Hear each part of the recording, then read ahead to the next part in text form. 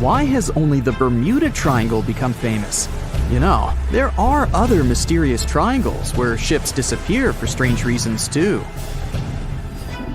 The triangle we're going to visit may seem to you much more dangerous and scarier than the Bermuda one. People tell stories about extraterrestrial ships, portals to another dimension, or Atlantis in the Bermuda region, and you've probably heard all this stuff. But the triangle I'm talking about has other legends. Imagine that you're sailing on your boat and notice a round ship in the middle of the endless ocean. A mysterious woman is standing on the deck of this strange ship, staring at you. Yeah, such stories go around the Dragon Triangle. And if you try to figure out something about this place, you'll find that even the triangle's location is a mystery. This place is located near the Japanese coast in the Pacific Ocean. The triangle extends from Japan to the Bonin Islands and touches the Philippine Sea, but this is not its exact geolocation. Some records say the triangle is 70 miles east of the Japanese coast, while others say it's about 750 miles away. This difference in coordinates is because the region where the triangle is located is not marked on any maps. The exact dimensions of these waters are still unknown. The Dragon's Triangle is also called the Pacific Bermuda Triangle. It's like an evil twin brother of the latter, but it's older. The fact is that reports of strange disappearances of ships in this region appeared much earlier than reports about the Bermuda Triangle. For the first time, people found out about the mysterious power of this place back in the 13th century. The grandson of Genghis Khan sent 40,000 people on ships toward Japan to conquer the country. Their route passed through the Dragon's Triangle. However, these people didn't reach the shore because of typhoons in this zone, so all the ships sank. After this incident, Genghis Khan's grandson changed his mind about attacking the country. Immediately after that, people in Japan began to believe that this place had magical powers. In the modern world, divers and archaeologists have tried to decide whether this story is true. They've explored the bottom of the triangle and found artifacts from the sunken Mongolian fleet. A few centuries later, in the early 1800s, another story happened there. Sailors who traveled through the Dragon's Triangle saw a strange ship that looked similar to Japanese equipment for burning incense. There was only one person on board. It was a mysterious woman. However, no one could find out who she was. In the 1940s and 50s, reports about ships disappearing in the region of the Triangle began to arrive. Fishing boats and large ships went missing. Japan sent a research ship there to find out the cause of the disappearances.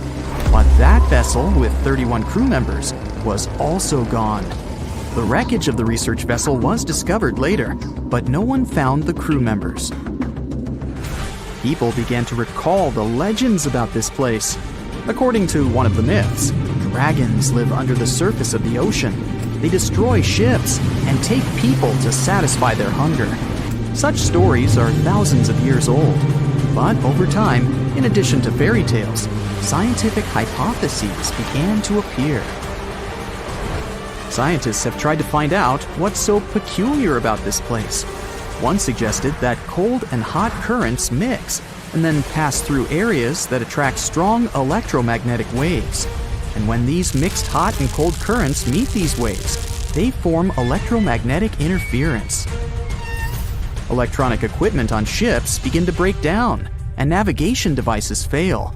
At this moment, a storm starts, and vessels become helpless. They can't send distress signals or determine their location. Another theory says that underwater volcanoes are at the bottom of the triangle. They spew hundreds of thousands of tons of magma, churn the waters, and create giant waves. Seismic activity often happens off the coast of Japan, so this theory is quite logical. Also, volcanic activity can explain ancient legends about underwater dragons. Besides, islands often appear and disappear in this region. When magma cools down underwater and creates layers, they move upward and form land. Then, during the next eruption, they collapse and go underwater, but some of them remain. So imagine some ship sailing, and then a huge island rises from underneath and cracks its hull. Perhaps methane hydrates destroy ships. These substances come out of the Earth's crust, form large bubbles in the water, then rise and explode. Such a giant bubble can damage a ship's hull or even destroy a vessel. Anyway, scientists don't know for sure the reason for the disappearance of boats yet. And in general, all those mysterious cases that have occurred in that place are most likely nothing more than legends. The Dragon and Bermuda Triangles are in the oceans, but how about a triangle in a lake? It's located between Michigan and Wisconsin, right inside Lake Michigan. In 1950, a plane with 108 passengers on board disappeared without a trace while flying over the lake. When the search began, rescuers found a few pieces of the aircraft on the water. Besides the plane, many ships have gone missing there. Sometimes people disappeared into thin air, right from boats. One such case happened in 1937. The ship was sailing through the Lake Michigan Triangle when Captain George Donner went to rest in his cabin. 3 hours later, one of the crew members knocked on the door to wake the captain, but no one answered. When it became clear that something was wrong, the sailor walked inside, but saw no one there. The captain seemed to have vanished. The crew couldn't find him. Until now, the disappearance of Captain George Donner remains an unexplained mystery. It may be all fiction, but the Lake Michigan Triangle is creepy. And how about a triangle that's on the ground? This is the Bennington Triangle. It's located in the southwestern part of Vermont, USA. This is a place you really should avoid. There are many scary stories around it. It's up to you to decide whether they're true or not. In November 1945, a group of hunters passed through this area. A 74-year-old man was walking ahead of the group, and right in front of several people's eyes, he made a step and disappeared. No one could find him. The hunters called rescuers, but they didn't help. In December of 1946, several students went camping. An 18-year-old girl led a large group. She walked a few feet forward to figure out where to go next and disappeared. The tourists called the police. Officers began searching the area, and the FBI joined them. They got some information from locals living in nearby towns. They said that some girl similar to the description had been walking with a man much older than her. The two of them left by car and were never seen again. Soon, a similar vehicle was found not far from New York. The car was burned, so the police and experts couldn't confirm that the missing girl was inside. 3 years later, a man disappeared on the territory of the Triangle. He was waiting for a bus at the last stop. When the bus arrived, he got inside, but didn't reach his destination. He didn't get off the bus and didn't appear anywhere else. The police couldn't find any trace of the missing man. But the most terrible case occurred in 1950. Near the Bennington Triangle, a woman was driving a truck with her young son. She stopped the car and left for a few minutes to drop by a store or gas station. But when she came back, there was no one in the car. The police were combing the area. In the search, they used sniffer dogs, which managed to get on the boy's trail. The dogs followed the path and stopped at one place in the forest. The trail ended there. And you know what that spot was? The place where that student girl disappeared in 1946. Welcome, dear listeners, to another exciting episode of our podcast. Today, we are diving deep into the mysteries of the ocean, exploring the enigmatic depths and the creatures that lurk beneath. We are setting sail on a journey into the unknown, a journey that will take us into the heart of one of the world's most enduring maritime mysteries, the Bermuda Triangle. The Bermuda Triangle, a region that has captured the imagination of explorers, scientists, and the public alike, is a place where ships and planes have mysteriously vanished without a trace. It's a place shrouded in mystery, a place of strange occurrences and unexplained phenomena. But what really lies beneath the surface of this infamous triangle? What secrets does it hold? And what can it tell us about the world we live in? In this episode, we'll be exploring these questions and more. We'll delve into the historical legends of the Kraken, the scientific evidence of giant squids, and the unique characteristics that make these creatures so fascinating. We'll also discuss the various theories surrounding the Bermuda Triangle, from magnetic anomalies to methane gas bubbles, and try to separate fact from fiction. So buckle up, listeners, as we embark on this thrilling journey into the depths of the ocean and the mysteries of the Bermuda Triangle. Let's dive in! However, it's important to note that the Bermuda Triangle is not recognized as an official region by the U.S. Board on Geographic Names or any other international geographic organization. It does not appear on any official world maps. Instead, it exists primarily in the realm of popular culture and folklore, a testament to our fascination with the unexplained and the unknown.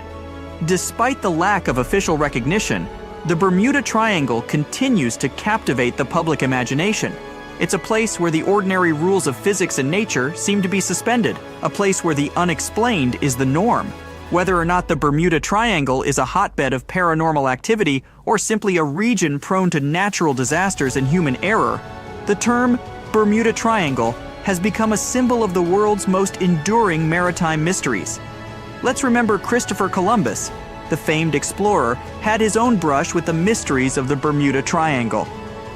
On his first voyage to the New World in 1492, Columbus sailed through what is now known as the Bermuda Triangle. His logs from this voyage provide the first written accounts of strange occurrences in this region. According to Columbus's logs, on the evening of October 11th, 1492, he noticed that his compass was behaving strangely. The needle, instead of pointing to magnetic north, was fluctuating and pointing erratically. This was one of the first recorded instances of compass anomalies in the Bermuda Triangle. In addition to the compass anomalies, Columbus also reported seeing a strange light in the distance. He described it as a small wax candle that rose and lifted up, which to some seemed to be an indication of land. However, the light was observed 4 hours before land was sighted, and its source remains a mystery. Columbus's encounter with the Bermuda Triangle adds an intriguing historical dimension to the region's mystery. His accounts of compass anomalies and strange lights are consistent with many of the later reports of unexplained phenomena in the Bermuda Triangle. While Columbus may not have understood the significance of his experiences at the time, his logs provide early evidence of the unusual occurrences that have come to define the Bermuda Triangle. Let's talk some more about one of the most famous incidents associated with the Bermuda Triangle is the disappearance of Flight 19. This incident occurred on December 5th, 1945, when 5 TBM Avenger torpedo bombers, collectively known as Flight 19, vanished during a routine training mission. The flight, led by experienced flight instructor Lieutenant Charles Taylor, took off from the Naval Air Station Fort Lauderdale in Florida. The plan was for the squadron to conduct a bombing exercise in the area, then head north over the Grand Bahama Island before returning to base. However, things didn't go as planned. About an hour and a half into the flight, Taylor reported that his compasses were malfunctioning and that he believed they were flying in the wrong direction. Despite attempts from the ground control to guide them back, the flight continued to stray off course. As the hours passed, the weather deteriorated and radio contact with Flight 19 became increasingly sporadic. The last transmission from the flight was a request for a weather check. After that, Flight 19 was never heard from again. A search and rescue mission was launched, involving hundreds of ships and aircraft. Tragically, one of the search and rescue planes, a PBM Mariner with a 13-man crew, also disappeared without a trace. Despite one of the most extensive sea and air searches in history, no wreckage or bodies from Flight 19 or the Mariner were ever found. The disappearance of Flight 19 remains one of the most enduring mysteries of the Bermuda Triangle. The incident has been the subject of numerous investigations, theories, and speculations, but the fate of the 5 bombers and their 14 crew members remains unknown. The Flight 19 incident serves as a stark reminder of the Bermuda Triangle's reputation as a place where planes and ships seemingly vanish without a trace. What else can we learn? Bruce Gernon's experience in the Bermuda Triangle is one of the most documented and intriguing accounts. On December 4, 1970, Gernon, along with his father and a business associate, were flying from the Bahamas to Miami in a Beechcraft Bonanza, a small private aircraft. As they were flying over the Bahamas, Gernon noticed a strange cloud formation in front of them. It was a lenticular, or lens-shaped cloud, which is not uncommon. However, as they approached it, the cloud began to change shape and size rapidly, forming a tunnel or vortex. Despite his initial hesitation, Gernon decided to fly into the tunnel, hoping it would provide a shortcut through the storm. Inside the tunnel, Gernon reported experiencing a sensation of zero gravity and seeing lines of white light streaking past the aircraft. His compass was spinning wildly, and his navigational instruments were malfunctioning. After what felt like only a few minutes, they emerged from the tunnel. When Gernon contacted Miami Air Traffic Control, they informed him that only 47 minutes had passed since his last radio check in the Bahamas. However, the flight should have taken 75 minutes. Somehow, Gernon and his passengers had traveled a distance of 250 miles in a time frame that seemed impossible based on their speed and the time elapsed. Gernon believes that he experienced a time warp or time dilation, a concept from Einstein's theory of relativity, which suggests that time can speed up or slow down depending on the speed at which an object is moving. While this theory is generally applied to objects moving at or near the speed of light, Gernon's experience suggests that it might also occur under certain conditions in the Bermuda Triangle. The Bruce Gernon experience is one of the most fascinating accounts of unexplained phenomena in the Bermuda Triangle. It's a story that challenges our understanding of time and space and adds another layer of mystery to the enigma of the Bermuda Triangle. Let's talk about the inhabitants of these places. The cookie-cutter shark, also known as the cigar shark, is a small but fascinating creature that inhabits the world's oceans. Despite its size, this shark has a unique and somewhat gruesome feeding habit that sets it apart from other species. The cookie-cutter shark gets its name from the distinctive cookie-like wounds that it leaves on its prey. The shark has a round mouth lined with sharp serrated teeth. When it finds a suitable target, it latches onto the creature, twists its body, and takes out a circular chunk of flesh, leaving behind a wound that looks like it was made by a cookie cutter. While the cookie cutter shark is small, usually only about 20 inches long, it's not afraid to take on large prey. It has been known to bite chunks out of much larger creatures, including whales, dolphins, and even submarines. The shark's dark color and its habit of living in deep water make it difficult to spot, allowing it to sneak up on unsuspecting prey. The cookie-cutter shark's unique feeding habit is a testament to the diversity and adaptability of life in the ocean. It's a reminder that even the smallest creatures can have a big impact on their environment. And while the cookie-cutter shark is not directly linked to the Bermuda Triangle, its presence in the world's oceans adds another layer of mystery and intrigue to our understanding of the sea and its inhabitants. What about natural phenomena that could be the cause? The Earth's magnetic force or magnetic field is a natural phenomenon that plays a crucial role in navigation. It's what makes compasses work, guiding sailors and pilots around the globe. However, in the Bermuda Triangle, the Earth's magnetic force behaves a little differently, leading to one of the most popular theories about the region's mysterious disappearances. In most places on Earth, compasses align with the magnetic north, which is slightly different from the geographic North Pole. This difference is known as magnetic declination, and navigators must account for it when charting their course. However, in the Bermuda Triangle, an area known as the agonic line exists. Here, the magnetic north and the geographic North Pole align, meaning there is no magnetic declination. This lack of declination can cause confusion and navigational errors. If a navigator doesn't realize they've entered the agonic line and continues to correct for declination, they could veer off course without realizing it. Over time, this small navigational error can lead to a significant deviation from the intended course, potentially leading to disaster in the treacherous waters of the Bermuda Triangle. While the Earth's magnetic force is just one piece of the Bermuda Triangle puzzle, it's an important factor to consider. It's a reminder that even natural phenomena we take for granted, like the pull of a compass needle, can behave unpredictably under certain conditions.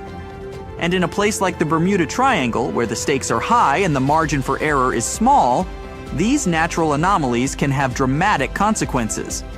The Bermuda Triangle is a region known for its mysterious disappearances and unexplained phenomena. However, many of these mysteries can be attributed to the area's unique natural phenomena. One such phenomenon is the presence of large underwater methane hydrate deposits. When these deposits destabilize, they can release vast amounts of methane gas, which can reduce the density of the water. This can cause ships to lose buoyancy and sink rapidly. If an aircraft were flying over such an eruption, the methane could potentially cause the plane's engines to fail. Another natural phenomenon in the Bermuda Triangle is the presence of rogue waves. These are massive, unexpected waves that can reach heights of up to 100 feet. They can form quickly and disappear just as fast, making them a significant danger to ships and aircraft. Rogue waves can easily capsize ships and can even reach cruising altitudes of small aircraft. The Bermuda Triangle is also known for its severe weather.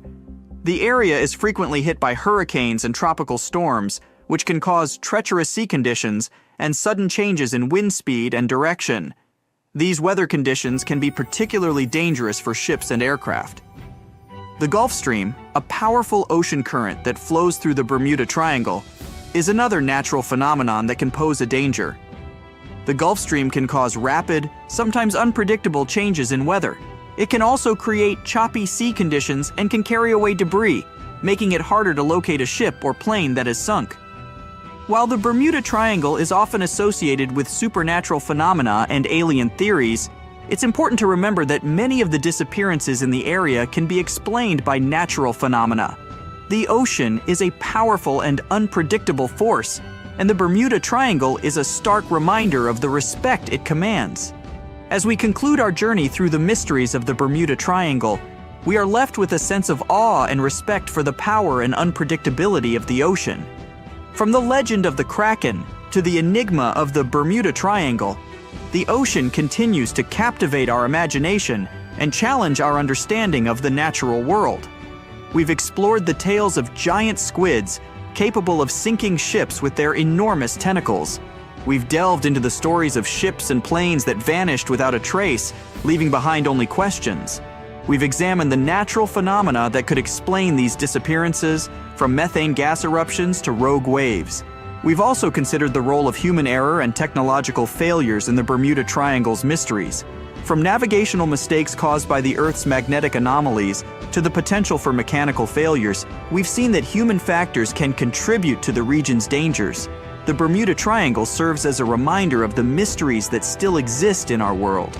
Despite our technological advancements and scientific knowledge, there are places and phenomena that continue to elude our understanding. The Bermuda Triangle is one such place, a region where the known laws of nature seem to bend and twist, creating a realm of mystery and intrigue. As we continue to explore and understand our world, let's remember the lessons of the Bermuda Triangle. For in the words of Marie Tharp, the pioneering oceanographic cartographer, "The world is a book, and those who do not travel read only one page." Ladies and gentlemen, let's cast our minds back, way back, to a time when seafaring was a perilous endeavor, a time when sailors whispered tales of monstrous creatures lurking in the unfathomable depths of the ocean. Among these tales, one creature stood out, a beast so formidable, so terrifying, that its very name struck fear into the hearts of the bravest mariners. This creature was the Kraken. The Kraken, a monstrous sea creature of colossal proportions, was said to dwell off the coasts of Norway and Greenland. It was described as a giant squid-like beast, capable of dragging entire ships into the watery abyss with its enormous tentacles. The mere sight of this creature was said to be a harbinger of doom, a sign of an impending disaster that would leave no survivors. These tales, passed down from generation to generation, were dismissed as mere sailors' yarns, the product of overactive imaginations and long, lonely nights at sea. That was until the 19th century, when science began to catch up with legend. A beak of an unknown squid, about the size of a human palm, was found on the coast of Denmark. This discovery sent shockwaves through the scientific community. Could the Kraken be real? The answer, it turned out, was a resounding yes. The Kraken was not just a figment of seafaring folklore, but a real creature, a giant squid. Since that groundbreaking discovery, more than 21 species of giant squid have been described, each one more fascinating than the last. The first video of this elusive creature was recorded in 2004 in the waters of the North Atlantic, not far from the infamous Bermuda Triangle. The sight of the giant squid emerging from the ocean's darkness, its tentacles reaching out in a swift, predatory attack, was a sight to behold. It was a moment that bridged the gap between legend and reality, a moment that brought a centuries-old sea monster to life. Diving into the world of giant squids, these creatures are truly a marvel of the deep sea. Their size alone is enough to inspire awe. Some records indicate that the largest giant squid ever found was a staggering 59 feet long and weighed almost a ton. That's the size of a big bus. Some scientists even believe that giant squids can reach up to 150 feet in length, almost twice the size of a basketball court. But it's not just their size that makes these creatures fascinating. Giant squids are equipped with the largest eyes in the animal kingdom, each one about the size of a basketball. These enormous eyes allow them to see prey in the pitch-black depths of the ocean, a feat that most creatures on the planet are incapable of. When a giant squid spots a potential meal, it employs its 8 limbs and 2 extra-long tentacles to secure its prey. These tentacles are covered with dozens of suction cups, each filled with sharp teeth. Once the squid has its prey in its grasp, escape is nearly impossible. The giant squid's hunting technique is one of surprise. They come from the depths, unseen from the deck of a ship or the surface of the water.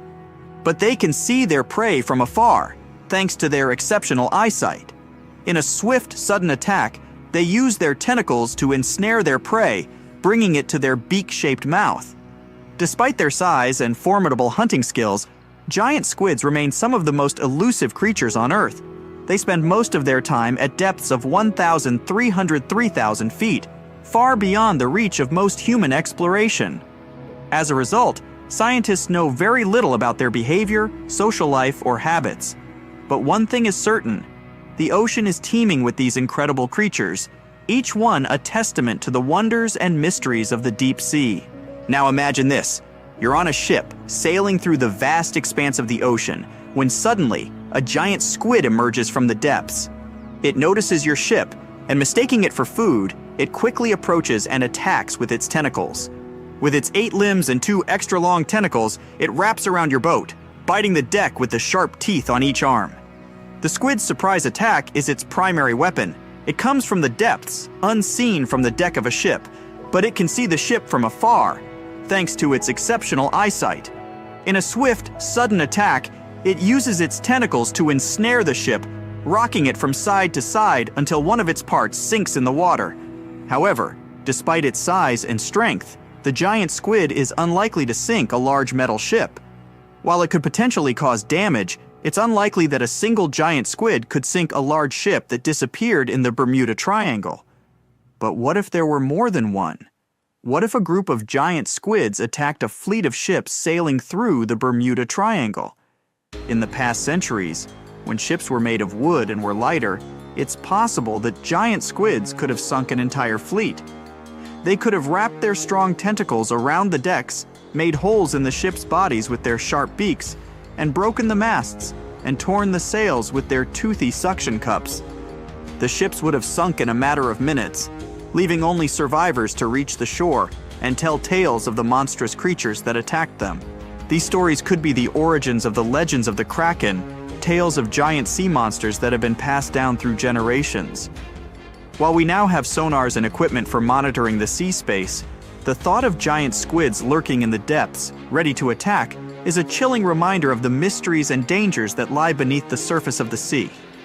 The next topic is Bermuda Triangle, a region stretching between the points of Miami, Bermuda, and Puerto Rico, has been the subject of intrigue and speculation for decades. This area, which is one of the most heavily traveled shipping lanes in the world, has been associated with an unusually high number of ships and aircraft disappearing under mysterious circumstances. Theories about the Bermuda Triangle range from the plausible to the fantastical. Some suggest that the area is a hotbed for unusual natural phenomena. For instance, the Bermuda Triangle is known to be a place where compasses point to true north rather than magnetic north, potentially causing confusion and navigational errors. This phenomenon, known as the agonic line, could contribute to the disappearances. Another theory points to the presence of large underwater methane gas bubbles. Scientists have discovered craters off the coast of Norway that were likely created by such bubbles. If similar methane eruptions occur in the Bermuda Triangle, they could theoretically sink ships by decreasing the water's density. However, despite the numerous theories and the triangle's ominous reputation, data from the U.S. Coast Guard suggests that the number of incidents in the Bermuda Triangle is not significantly higher than in other parts of the Atlantic Ocean. Many of the disappearances can be attributed to human error, bad weather, and heavy maritime traffic. Moreover, the Bermuda Triangle is subject to frequent tropical storms and hurricanes, and it is also traversed by the Gulf Stream, a strong ocean current known for causing rapid, sometimes unpredictable changes in weather. The region also includes the Milwaukee Depth, the deepest point in the Atlantic Ocean, adding another layer of danger for ships and aircraft. The mystery of the Bermuda Triangle is a complex puzzle. It's a place where natural phenomena, human error, and perhaps even giant squids intersect, creating a web of intrigue and speculation that continues to captivate our collective imagination. Now let's talk about the Cotopaxi. A ship that has become synonymous with the enigma of the Bermuda Triangle offers a fascinating tale. This ship set sail in 1925, embarking on a journey from Charleston, South Carolina, to Havana. However, it never reached its destination. The ship, along with its crew, vanished without a trace, adding another mysterious incident to the lore of the Bermuda Triangle. The disappearance of the SS Cotopaxi remained an unsolved mystery for decades. Then, in the 1980s, a shipwreck was discovered 40 miles off St. Augustine, Florida. The wreck was initially unidentifiable, earning it the nickname Bear Wreck. It was only after years of research and investigation, primarily by marine biologists, that the ship was finally identified as the missing SS Cotopaxi. This identification was confirmed in January 2020, almost a century after the ship's disappearance. The reappearance of the SS Cotopaxi raised more questions than it answered. How did the ship end up so far from its intended route?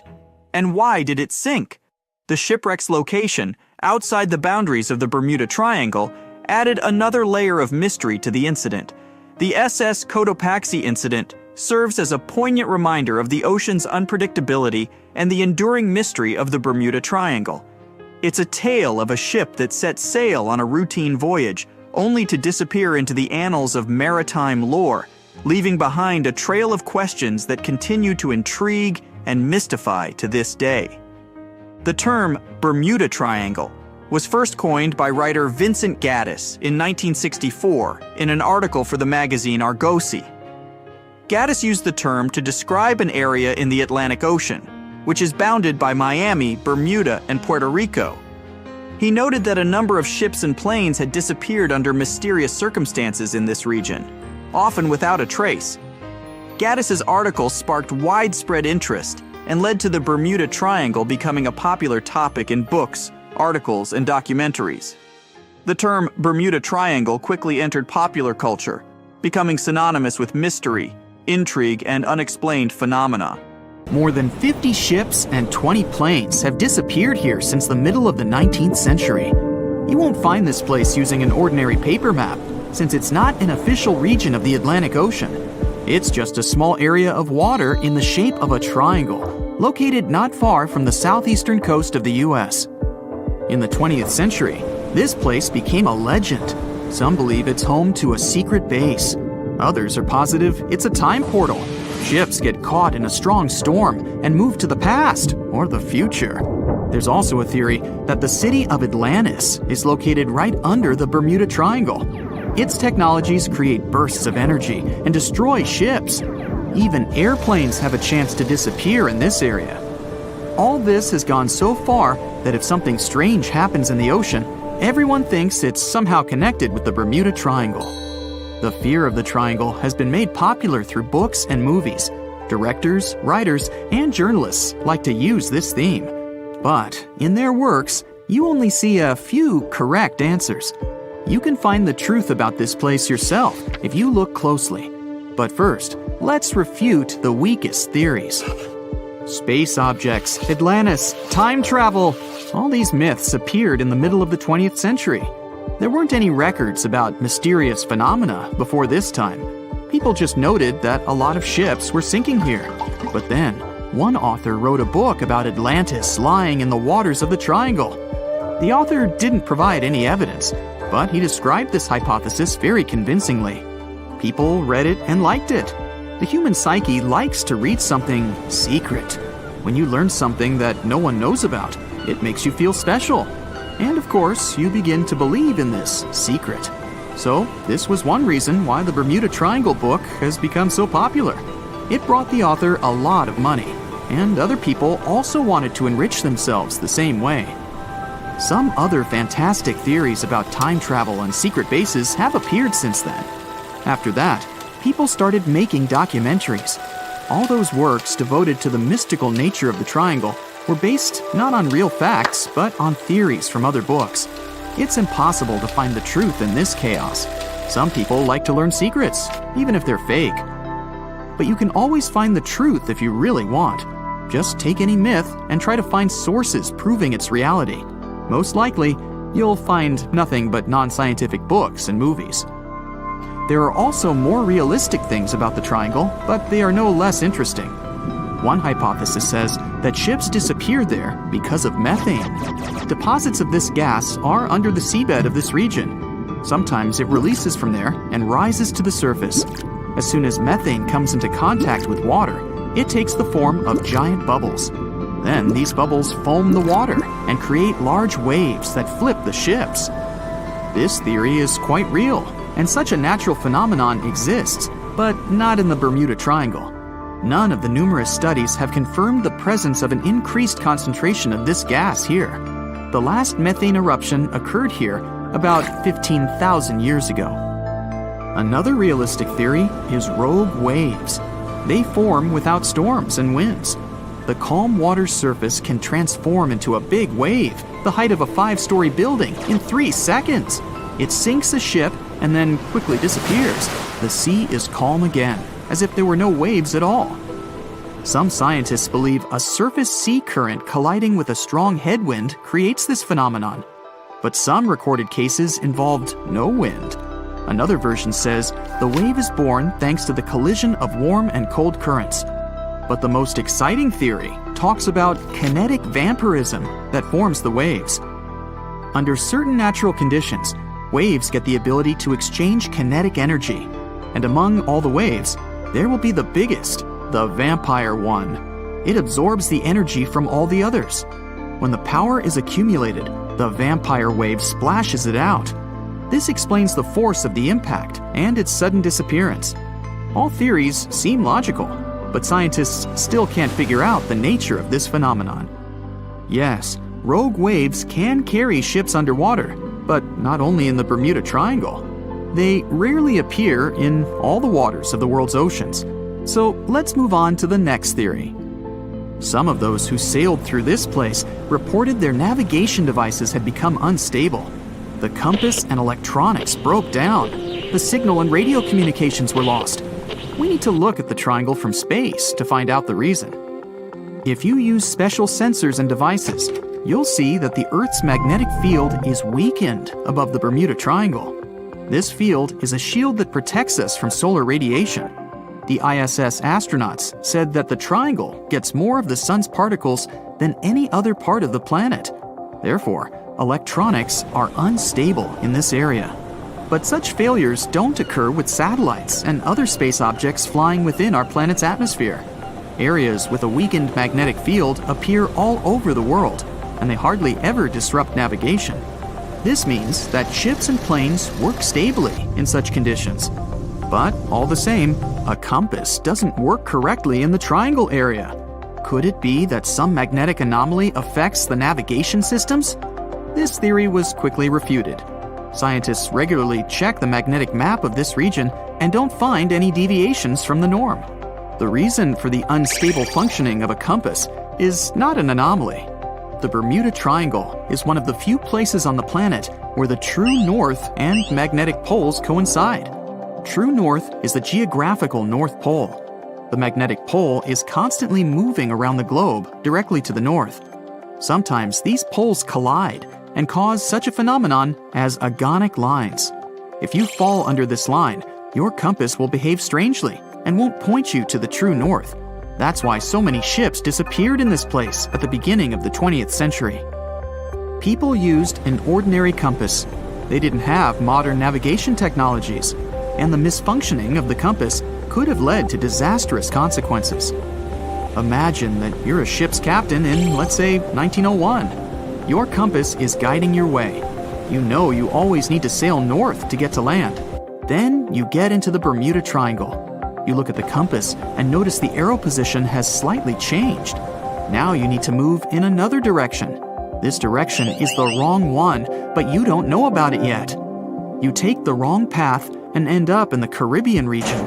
This area is full of tiny islands, and the seabed is not deep here. Your ship gets on a shoal. You're stuck and have no idea where you are. That's how some ships disappeared in this region. But if you had GPS, you wouldn't have lost your route and would have sailed safely to land. By the way, now, in the 21st century, you can use a compass here without problems, since the magnetic North Pole doesn't meet the true one on the territory of the Bermuda Triangle anymore. The agonic lines are somewhere else right now. But still, for some reason, ships get lost here. And now we come to the most unexpected solution to the Bermuda Triangle problem. Yes, boats sometimes disappear in this region, and the reason for this is water, ocean, nature, call it whatever you want. Unfortunately, ships sink all over the world. Don't be afraid of just one triangle. There are places in the Atlantic Ocean territory where more boats disappear, and the Bermuda Triangle is not even in the top 10 of them. But why does no one know about them? Well, it's because people wrote fairy tales about one particular place. One of the most popular ship routes of the Atlantic passes through the Bermuda Triangle. Can you guess where most shipwrecks occur statistically? In a place with many sailing ships. That is, in this region. The only true statement about the Bermuda Triangle is frequent storms. But even bad weather and a raging sea doesn't always sink ships. Also, hurricanes often form in the Triangle territory. The Bermuda region has high atmospheric pressure. This pressure diverts storm clouds away towards the triangle. Strong winds and large waves can sink ships, and lightning flashes can damage planes, but this is not unique. So don't blame the triangle for all the problems. It's a beautiful and picturesque place that attracts many tourists. Some people are still afraid of sailing through this region because more than 50 ships and 20 planes have disappeared here since the mid-19th century. You won't find this place on a regular paper map, as it's not an official region of the Atlantic Ocean. It's just an imaginary area of water in the shape of a triangle near the southeastern coast of the US. Right now, we're going there to debunk all the myths and fairy tales about this place. The most popular theory says that the ancient city of Atlantis was once located where the Bermuda Triangle is now. It was inhabited by a more advanced civilization than the rest of the people on Earth. In this area, some mysterious crystals were installed that generated infinite energy and powered the entire city. Then the city sank, and its ruins still lie on the bottom of the Atlantic.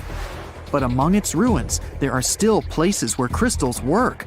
They're the reason for most disappearances. Crystals randomly release beams of energy towards the surface and disable the electronics of planes and ships. There are no facts to support this theory. Someone once wrote this legend in a book about the Bermuda Triangle, and some people have been supporting it ever since. However, there's some oddity associated with electronics. Astronauts of the International Space Station noticed the Earth's magnetic field is weakened in the Bermuda Triangle area. This field is a shield that protects us from solar radiation. Above the triangle, the particles of the sun's rays move faster than in any other part of the planet. This causes unstable work in the electronics of satellites flying in the atmosphere of Earth. It doesn't apply to ships and planes, though. There's also a theory that the Bermuda Triangle is the center of a magnetic anomaly causing navigation errors, but regular checks of the magnetic map of this region don't reveal any issues. You arrive at the place, the water is calm, and there's no coming storm in sight. You look at the compass and see the arrow moving from side to side. Oh no, it's begun! Panic rises within you, and you quickly turn the steering wheel of the ship to sail away from this place. Oh, stop. There has long been an explanation for the strange compass behavior in this area. The Bermuda Triangle is one of the rare places on the planet where true north and the magnetic one are in the exact same direction. True north is the geographic north pole of our planet. Magnetic north directs to the north magnetic pole, which constantly wanders around the Earth. Sometimes these poles coincide, and the straight line that connects north and south is called the agonic line. If you fall into this line, your compass will behave strangely. It won't point exactly to the north. Imagine that you're the captain of a ship sailing in the Bermuda Triangle at the beginning of the 20th century.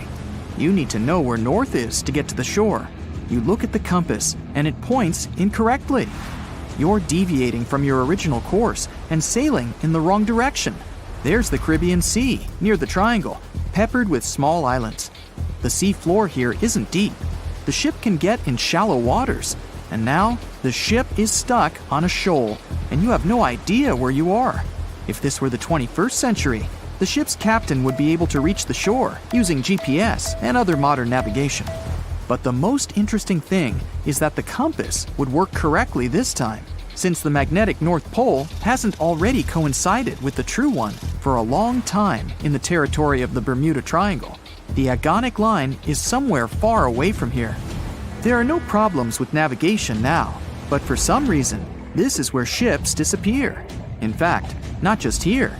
Throughout the Atlantic Ocean, there are places where many more ships have gone. The Bermuda Triangle is not even in the top 10 of such places. One of the main reasons why many ships are lost here is that one of the most popular shipping routes in the Atlantic passes through the Bermuda Triangle. And the more ships in one place, the more shipwrecks. Simple probability. Other theories say there's a space-time rift in this region. Ships and planes fall into this rift and end up in the past or the future. But for some reason, there's not a single proof of this myth. There's no reason to think that the rift is hidden somewhere here. The base of an extraterrestrial civilization is located in the Bermuda Triangle. Visitors from other galaxies steal sea vessels along with the crew, so no one finds the wreckage of the ships. This is also a popular myth that has no scientific justification. Sunken ships are not found here, as there's one of the deepest trenches in the world. Any sinking ship will sink to a depth of about 19,000 feet. The enormous pressure and distance makes it difficult to find the ships. Also, the Puerto Rico Trench is nearby. In some spots, it's as deep as 27,500 feet. The Kraken lives somewhere in the triangle. It's a huge squid that sinks ships, and is also a legend that sailors tell each other. However, gigantic squids live in the depths of the ocean. They can grow to the size of half a train car, but no cases have been recorded where they have sunk a large vessel. And in the area of the Bermuda Triangle, they've never even been seen. People in the past didn't know about the existence of these creatures, so when they saw them for the first time, they described them as huge, terrible monsters. Giant squids are some of the most elusive creatures on Earth, and scientists had to use sonar equipment to find them. They don't like to leave the dark depths and are likely to be afraid of the sound of any ship. A more realistic hypothesis about the mystery of the Bermuda Triangle is methane. Large deposits of this gas can be found under the seafloor of this region. From there, methane is released into the water. It takes the form of huge bubbles that quickly rise to the surface. Then, the gas makes the water almost boil, creating waves that sink ships. The theory is quite realistic, but numerous studies still haven't confirmed the presence of an increased concentration of methane in the region. Last time this phenomenon occurred was 15,000 years ago. Another credible theory implies the appearance of rogue waves. Imagine a clear, calm sea without wind. Suddenly, you hear a loud hum. In just a few seconds, a huge wave, 100 feet tall, appears from the calm surface and falls on your ship. Some scientists believe rogue waves are created by a surface sea current colliding with a strong headwind. There's a version claiming the wave is born because of the collision of warm and cold currents. But the most interesting theory says the waves are formed by kinetic vampirism. Under certain natural conditions, waves can exchange kinetic energy. And among all the waves, there will be one, the vampire, that gets the energy of all the others. When it accumulates enough energy, the vampire wave spills it out. This explains the force of the impact and its sudden disappearance. This phenomenon is observed in all the waters of the world's oceans, but there's no evidence that it occurs most often in the Bermuda Triangle. If rogue waves appeared there, it was not during a calm. A restless sea is the main reason for ship disappearances in the Bermuda Triangle. Severe storms and hurricanes are a frequent thing there, because the Bermuda Islands is an area of high pressure that diverts thunderstorms towards the triangle. Huge waves simply overturn ships, and thunder and lightning flashes disable planes' electronics. There's nothing mysterious about this. Storms and ship disappearances occur in all oceans, but a lot of legends were made exactly about the Bermuda Triangle. It all started in the middle of the 20th century when a book was published that tells us that Atlantis lies in the waters of the triangle. No proof was given, but people liked this mysterious theory so much, they began to build upon it. They started making documentaries about it and writing new books. Each material devoted to the fantastic nature of the triangle was based not on facts, but the theories of other written books and films. And when a topic is popular, you can make money on it. Readers enjoy it, and authors are rewarded. It was the wealthiest and most beautiful city ever to be seen. Stepping through its central gate alone would take your breath away with its elaborate decorations and towering marble statues. Everywhere you'd look, you'd find yet another marvel of civil engineering and cultural prowess. Yes, the lost city of Atlantis was truly the pinnacle of ancient civilization. That is, if it ever existed. Since it was supposedly swallowed by the sea in its entirety, it's no wonder some curious minds linked it to the Bermuda Triangle, another subject of endless mystery in popular culture, suspected of swallowing quite a few missing planes and ships. In the late 1960s, it's said that a group of treasure hunters stumbled upon the remains of an ancient city while diving in the Bermuda Triangle off the coast of Miami. Not only did they claim to encounter some intricate-looking ruins, but they also claimed that they found a glass pyramid there, larger than any other pyramid ever discovered in Egypt. A huge glass pyramid on the bottom of the Atlantic Ocean? No, that story turned out to be a hoax. Nevertheless, we do know that strange phenomena are still happening in the Bermuda Triangle, like volatile water currents or even the occasional vortex. When anyone mentions the Bermuda Islands, this mythical triangle is often the first thing that comes to mind, due to all the mysterious disappearances or unexplained malfunctions. But there's a lot more to this territory than one mysterious triangle. Let me tell you about it, just in case you might want to visit. For a time after its discovery, Bermuda was briefly known as the Somers Isle, named after George Somers, a British privateer and naval hero.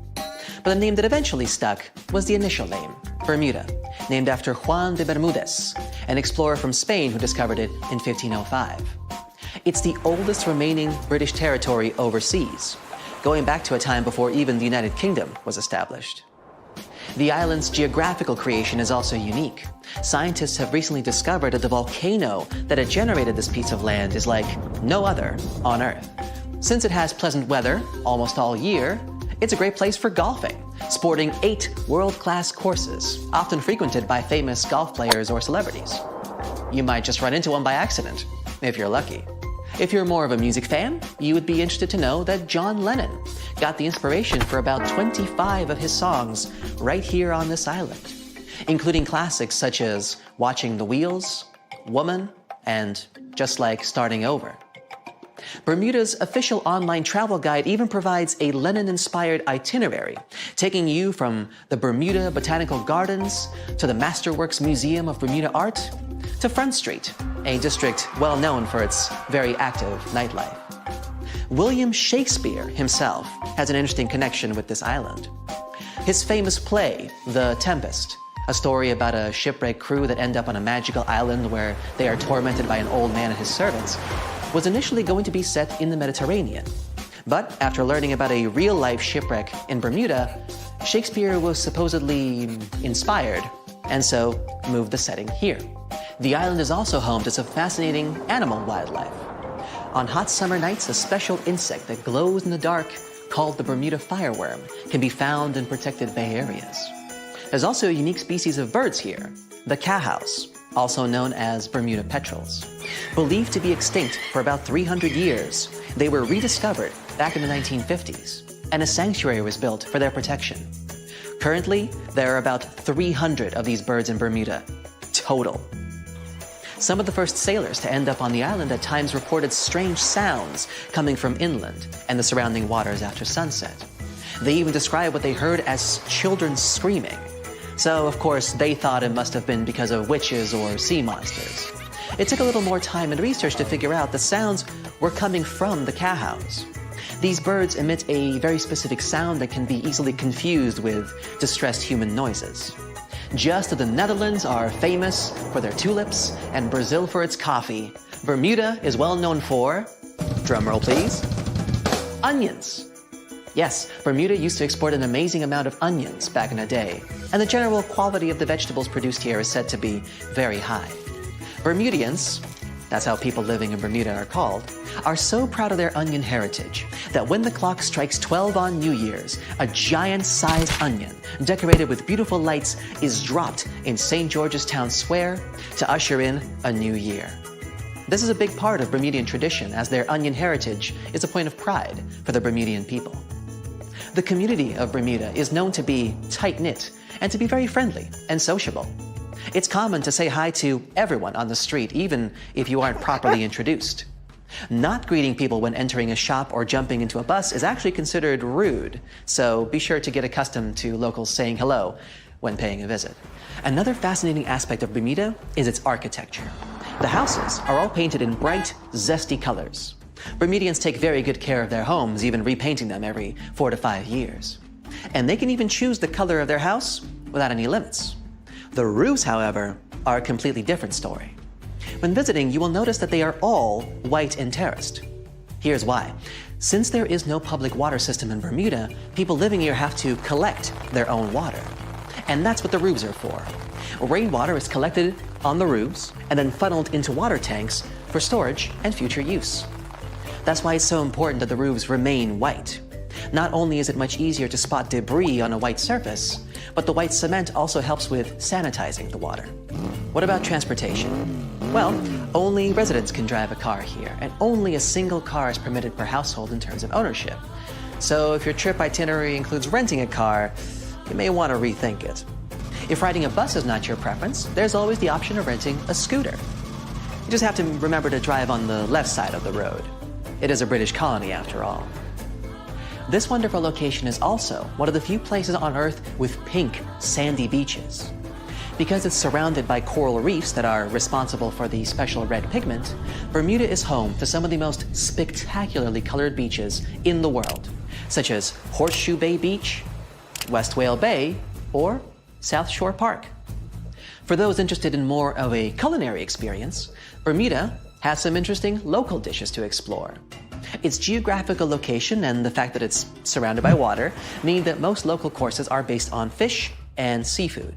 Here you can get a nice codfish breakfast, a Bermuda fish cake, or their famous Hoppin' John, a dish made with black-eyed peas, sliced sausage, bacon or chicken, Bermuda onion of course, and some brown rice, often seasoned with garlic and thyme. They do this last one for special occasions, like in January, during the Bermuda Restaurant Weeks, a culinary festival that you'd better not miss if you love a good feast. For a place to chill with a fantastic view, Bermuda offers 2 historic lighthouses, each with its own delightful peculiarities. To get to Gibbs Hill Lighthouse, for example, you would have to make a long pilgrimage up 185 steps. There's no elevator to get you there, so be sure you're properly hydrated before starting the journey. The panoramic view of the ocean, however, will make up for all the effort. There is also St. David's Lighthouse, which is known as an ideal spot for whale watching. Particularly in March and April, humpback whales generally pass through these waters as they travel north to their feeding grounds in Canada. The National Museum of Bermuda also provides an array of unique experiences, such as the Dolphin Quest. Through this program, tourists have the opportunity to view, meet, and interact with dolphins in a sheltered natural ocean lagoon environment. Searching for the best hidden Instagrammable spots? Then Crystal and Fantasy Caves is the place for you. They were actually discovered by accident in 1907. Two young boys, Carl Gibbons and Edgar Hollis, lost their ball while playing cricket. When one of the boys went down a hole to get the ball back, he discovered this magical place full of crystal formations surrounding a beautiful lake. Crystal and Fantasy Caves attract a huge number of tourists each year, and through a number of recently constructed bridges, they are now more easily accessible. Be sure to wear comfortable shoes, though. There's lots of other geographic, historic, and cultural attractions I could talk about, but I think you get the gist. Bermuda is a lovely and vibrant island paradise that offers so much more than conspiracy theories about missing planes and lost cities. The weather is pleasant, the people are friendly, and there's so much to do on this beautiful island. So what are you waiting for? Book a flight today! Just a suggestion, of course. What's the most mysterious and blood-chilling place on Earth? The first thing that comes to mind is most likely the infamous Bermuda Triangle. This area has earned its spooky reputation after swallowing numerous ships and airplanes, which then disappeared without a trace. But is this place really so terrifying? Let's ask scientists. But first, I'll tell you a story or two.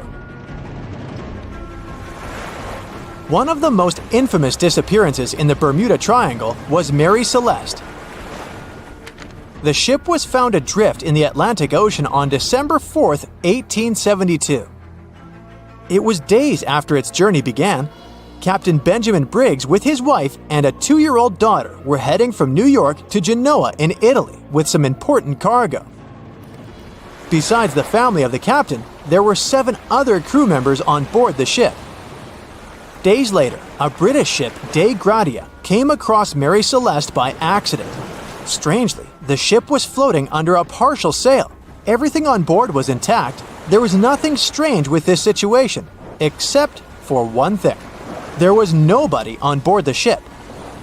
And the lifeboat was missing. There were no traces of people on the ship. It couldn't be a pirate attack since all the belongings of the crew, as well as the cargo, were untouched. Theories like an undersea earthquake, an attack of a giant squid, or a natural disaster can be ruled out as well. They just don't fit. It was a clear day. The ship was in perfect condition.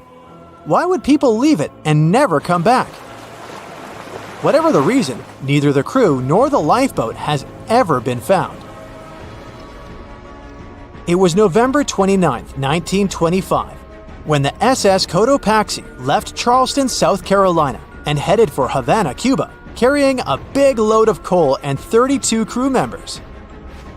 The story has it that several days later, the steamer ran into a severe storm, got water in its hold, and started to list dramatically.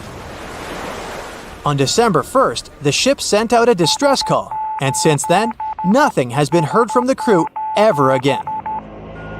The ship was believed to have vanished into thin air until it was found 95 years later. Scientists found SS Cotopaxi, and it turned out there was nothing mysterious about its story. At the moment, the ship lies at the bottom of the ocean about 35 miles away from St. Augustine, Florida. Researchers are also sure that the ship did send a distress signal during a storm, which most likely led to the sinking of the vessel. USS Cyclops was a huge carrier ship that used to supply fuel to the American fleet. On January 8, 1918, heavy and full of manganese ores, the ship departed from Rio de Janeiro and headed for Baltimore. Being only a couple of years old, the ship wasn't supposed to experience any problems. All 309 people on board felt safe and calm. But this feeling turned out to be deceptive because somewhere around March 4, 1918, the ship disappeared into thin air without sending a distress call or indicating it was having problems in any other way.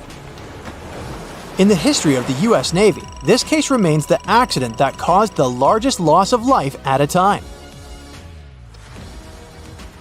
SS El Faro was a much more recent disappearance. This cargo ship left Jacksonville, Florida on October 1st, 2015 with 33 crew members and tons of vehicles, trailers, and containers on board. The huge vessel was supposed to deliver its load to Puerto Rico, but something went wrong. A regular tropical storm that started miles away suddenly transformed into a powerful hurricane that rushed towards El Faro. It started to circle around the cargo ship, making the communication from the vessel go silent. But the most shocking thing was that after causing all this commotion, the hurricane miraculously retreated in the same direction it had come from. Weeks later, after a thorough and extensive search, rescuers finally located the ship. It was still in one piece and sitting upright on the bottom at a depth of 15,000 feet. But the blood-chilling truth was that there was no trace of the crew members on board. As for airplanes, probably the most inexplicable disappearance happened on December 5, 1945. This case got the name the Lost Patrol. Flight 19 was the code name for 5 planes that departed from a naval base in Florida on a training flight. No one knows for sure what happened to the planes, but they never returned to the base. Most experts believe the commander of this group, Charles Taylor, got lost and led the planes in the wrong direction. Those were the machines that could land on water, so hypothetically, after getting low on fuel, the pilots could ditch and wait for help, rocking on the surface of the ocean. But it didn't happen. Although 2 rescue Martin Mariner planes were searching the area all through the night and the next day, they found no trace of the 5 disappeared planes. But the most spine-chilling coincidence was that one of the rescue planes failed to return to the base as well. All 6 planes vanished into thin air, as if they had never existed. There have been several other plane disappearances when aircraft went off radars and never returned. In some cases, pilots had to send out a Mayday distress call. In others, they disappeared in the blink of an eye when everything seemed to be going perfectly fine. Of course, over the years, there have been loads of theories trying to explain the phenomenon of the Bermuda Triangle. For example, some researchers believe that ships and planes crash and disappear in the area due to methane gas. And it has indeed been proven that in some areas of the ocean floor, there are massive storages of this gas. Therefore, when gas gets released into the water, the process can sink ships and make planes crash. Potentially, it can happen so fast that a craft in distress doesn't even have time to send SOS. The theory of a wormhole is preferred by those who love sci-fi. In short, a wormhole is a space-time shortcut. While the existence of wormholes hasn't been proven yet, this doesn't stop some people from believing that this phenomenon is what causes vanishings in the Bermuda Triangle. Another sci-fi theory is based on the interface of space civilizations. It's quite convenient to blame such disappearances on extraterrestrial forces. Though why they would choose exactly this area for their abductions remains unknown. Waterspouts, or simpler, tornadoes in the ocean, are said to have been spotted in the Bermuda Triangle. This weather phenomenon raises water many feet up into the air. Potentially, this can make a ship disappear with ease. The human error theory may sound rather disappointing for those who love mysteries, but some are sure that all the crashes and disappearances in the Bermuda Triangle happen due to people's mistakes. There are too many confusing islands that are hard to distinguish from one another, as well as difficult weather conditions there. And now, let's see what modern-day scientists have to say. Disappointingly, they claim there's no mystery in the Bermuda Triangle whatsoever. the loss and disappearance of planes and ships is just a fact of probabilities. Researchers are sure that there's no evidence that in the Bermuda Triangle, mysterious events occur more often than in any other well-traveled large region of the ocean. The sheer volume of all that traffic in an area that is pretty hard to navigate gives us such unsettling statistics. But on a percentage basis, the number of vessels and aircraft missing in the Bermuda Triangle is the same as anywhere else in the world. And what theory do you believe?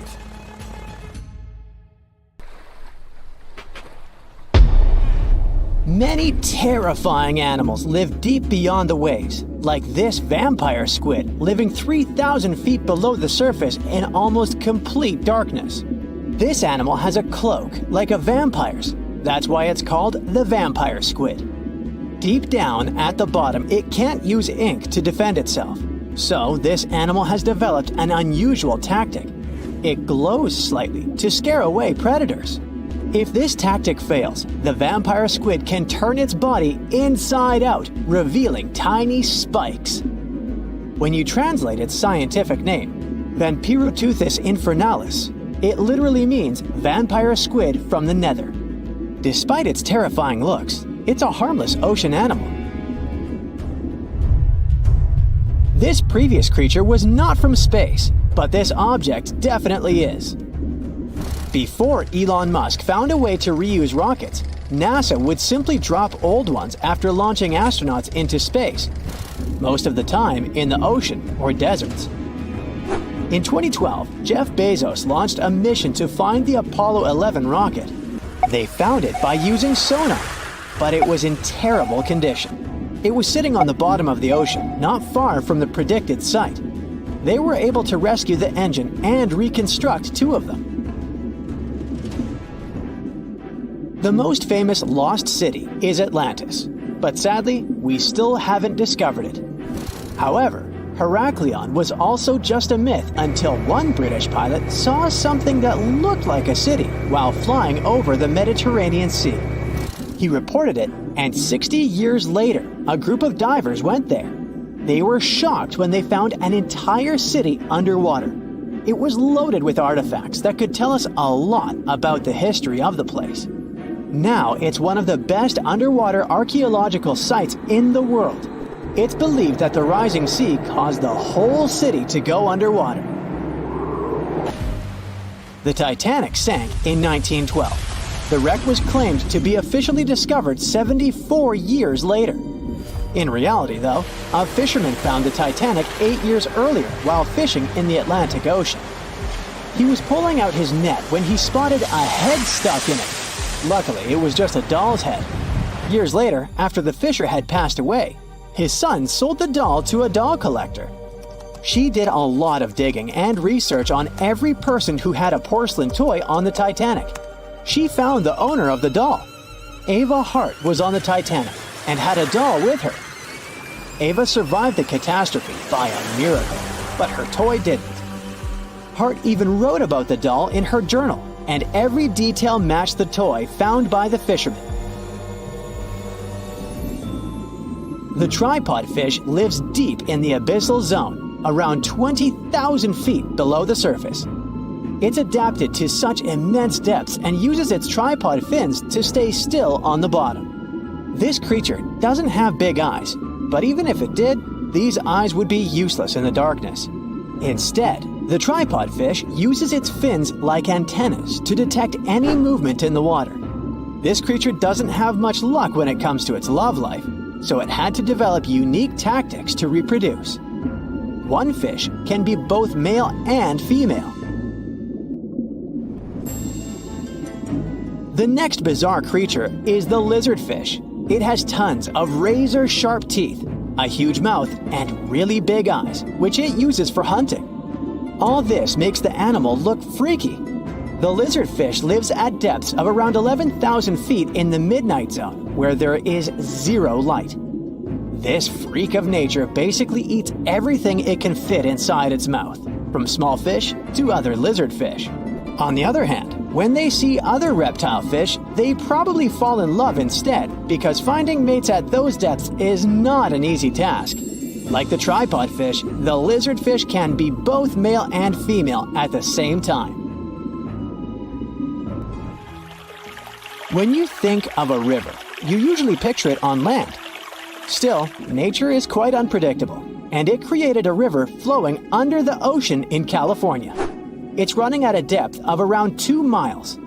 This river has everything that an ordinary river has: sunken logs, trees, and rocks.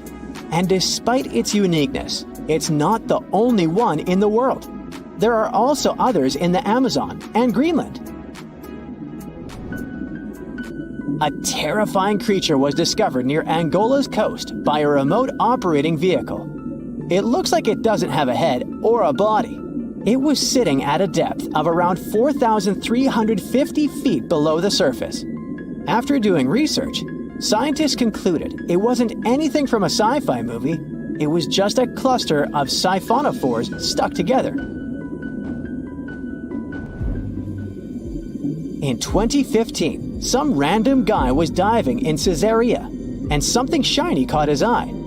He reached out, grabbed it, and realized it was a gold coin. After that, he examined the bottom and found out that there were many more. He reported the incident to the local authorities, and they concluded that he had found Arabic treasure. The coins were made of solid 24-karat gold and were a few thousand years old, but due to the perfect salinity and temperature, they looked brand new. The coins belonged to a ship carrying cargo. It was caught up in a storm and unfortunately sank. One of the weirdest things ever discovered was found in the Baltic Sea. It's an anomaly that looks as if it was created by a different civilization. It was discovered by Swedish researchers, and they basically had no idea what it was. They had to ask tons of other scientists for their opinions. When you look at this formation from above, it's 200 feet long and looks exactly like a fallen spaceship. It's hard to believe that it's a natural formation, but spoiler alert, it's totally made by nature because the Baltic Sea has gone through many erosions throughout history. Most likely, the bizarre formation is the result of these processes. A group of divers in Madagascar were shocked when they found this 7-foot monstrosity of a knife on the seafloor. The speculation started immediately, and many said that the knife was from some giants that had fought megalodons and lived on Earth thousands and thousands of years ago. That could make a nice story, but the knife is most likely a movie prop that was lost at sea. One of the ocean's most bizarre animals is the frilled shark. It's believed that this fish is the reason for all those sea serpent stories that sea explorers of the past wrote about. These animals live pretty deep in the ocean, but sometimes they can be seen in shallow waters. It's super rare, but possible. The frilled shark has a big mouth sporting around 300 teeth. It also has a long body that looks like a lizard's, and it is truly a unique species of shark. Its prey can be half of its size because this shark's stomach is like that of a snake, and it can swallow huge fish or crustaceans.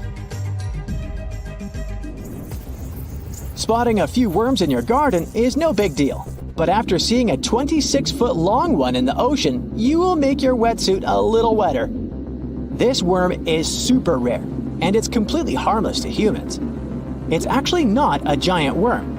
It's a cluster of zooids that are stuck together in a worm-shaped formation. They usually only eat plankton, bacteria, and other tiny things that can be found in the ocean.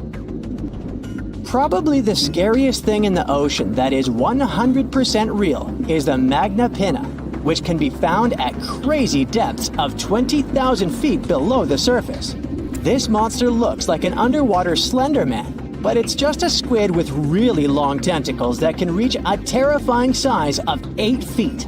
This guy has only been seen a few times, and basically, we don't know much about this creature so far.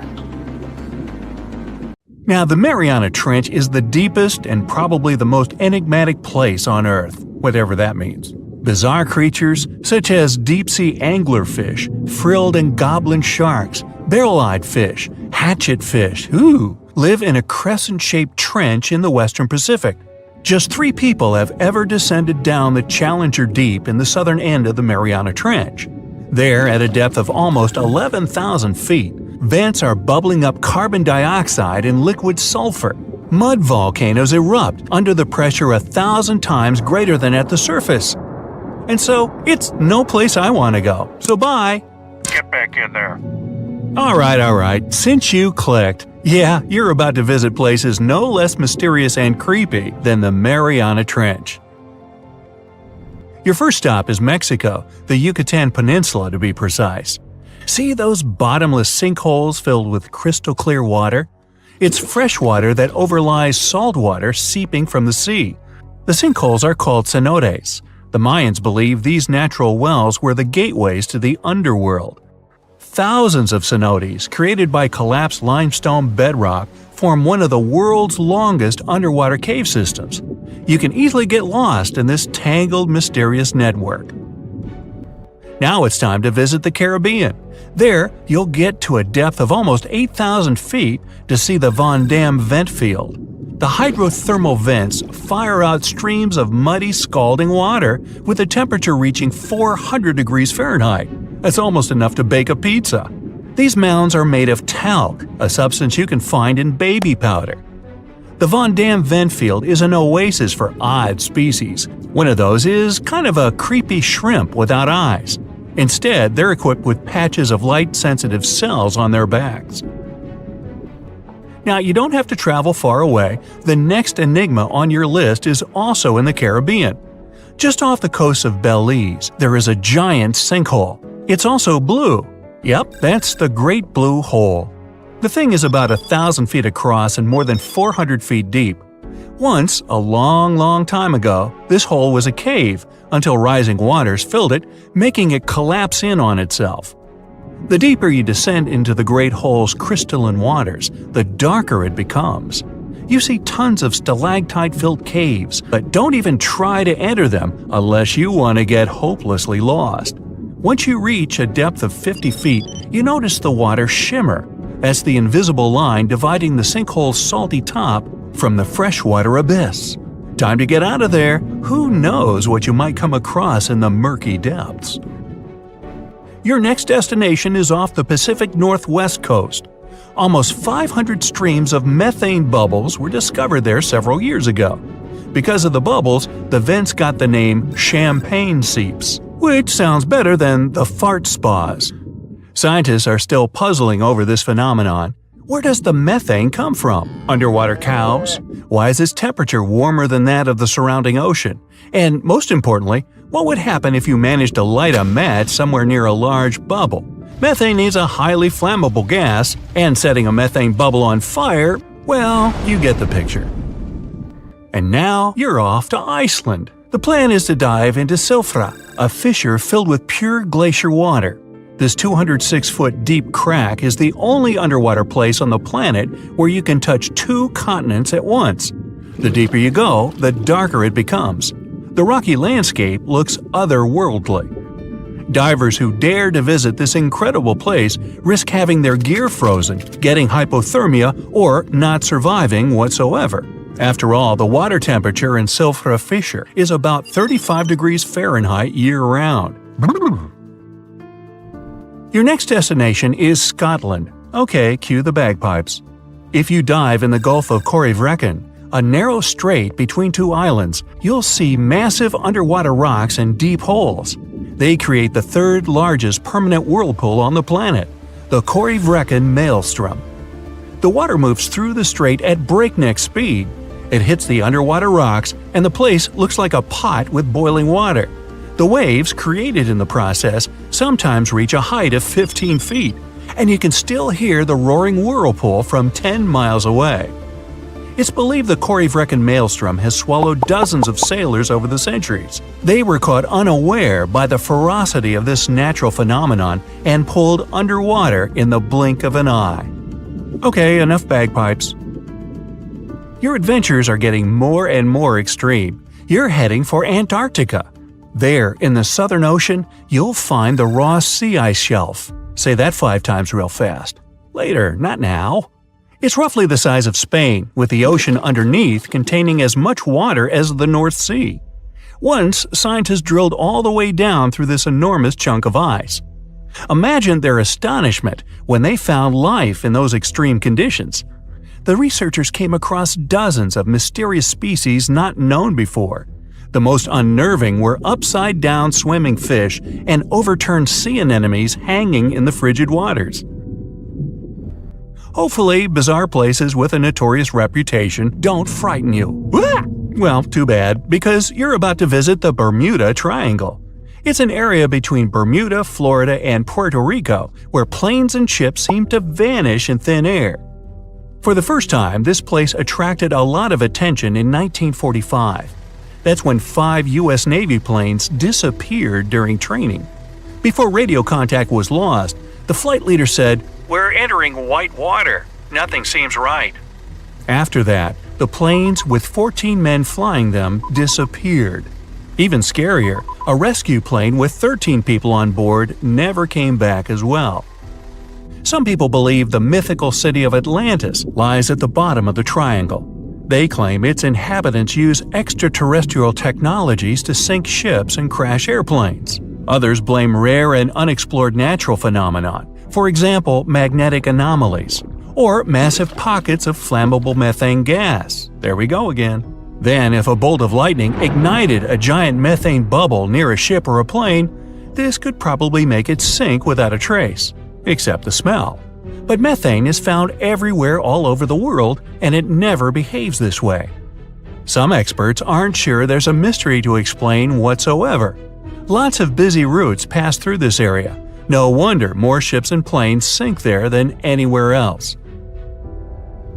Now, prepare some warm clothes. You're heading for the north again. Your destination is Cape Desolation in Greenland. Nice place. In 2012, Canadian researchers were sampling the water in that area, and their equipment came back to the surface with pieces of coral attached to it. That's how a cold water coral reef was stumbled across.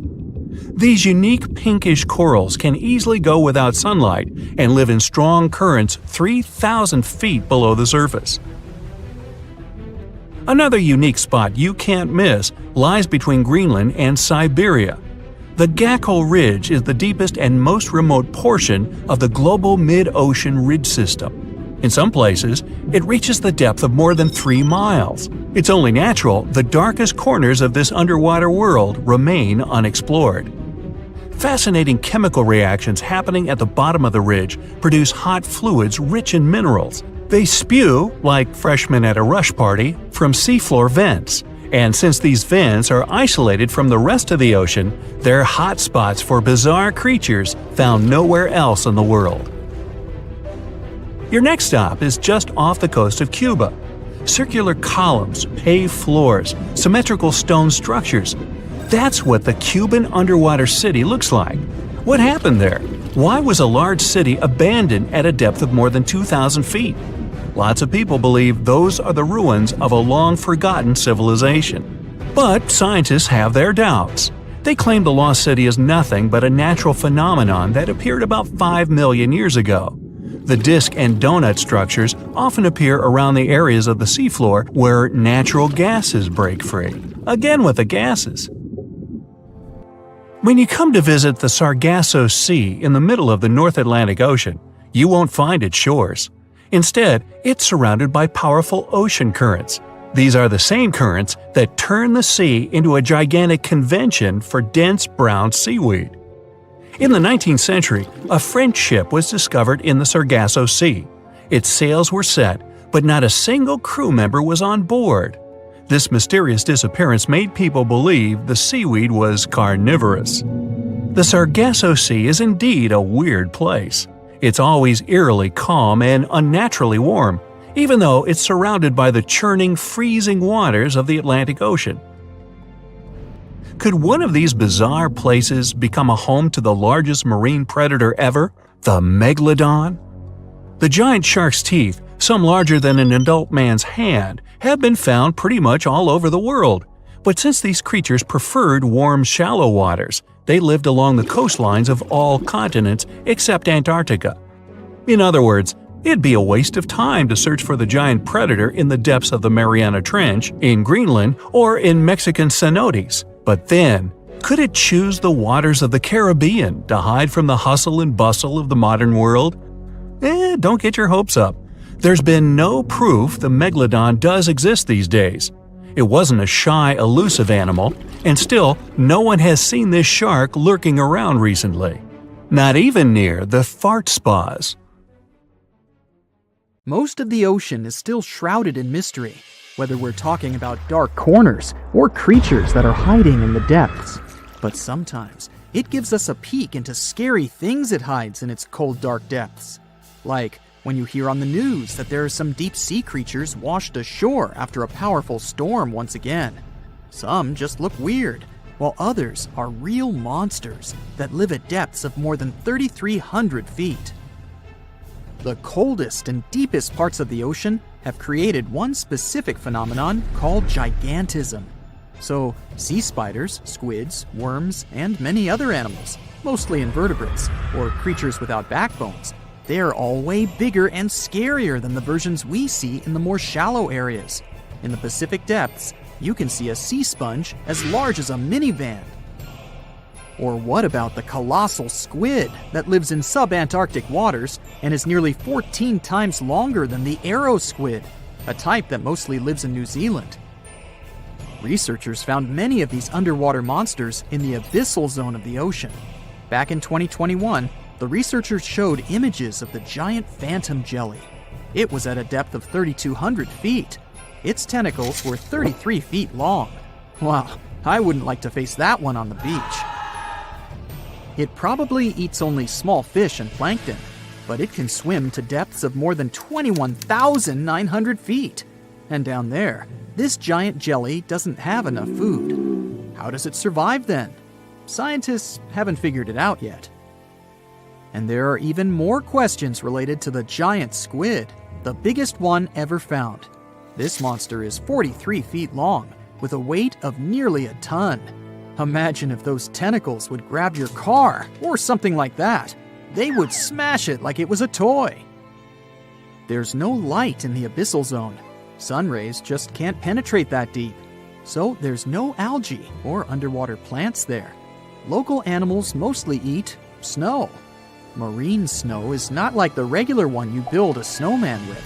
It consists of any small flakes or remains that fall from the surface of the ocean. Maybe even some leftovers that animals up there couldn't eat. So it's not much. But apparently, it's enough for very large creatures that hide deep down there, like giant squids. Squids that generally live at such depths don't bother going after their prey. They just wait until the poor animal swims right up to their long tentacles and falls into a trap. It may not be the best method ever, because not many animals will even swim into these dark, cold parts. But it's the method that saves energy. A giant squid eats only 1 ounce of fish daily, which is approximately 45 calories. That's nearly 50 times fewer calories than an average person should eat per day. So when a squid gets 1 fish, it saves it for a couple of days. I hope giant squids won't get the idea to go to the surface and look for food when there's not enough of it in the abyssal zone. And I hope even more that giant Greenland sharks won't get that same idea. You can find them at depths of up to 7,200 feet. They're twice as slow as we usually walk. They swim at a speed of 1.12 feet per second. Their slowness is part of the energy-saving mechanism that creatures down there need to survive. But they can speed up in the form of short bursts when they need to catch prey. But they kinda change their diet from predator to scavenger, considering their environment. There will be more leftovers falling from the surface than animals to go after. Greenland sharks grow just 0.4 inches per year, and they're mostly 20 feet long, which means they live for a very long time, sometimes up to 400 years.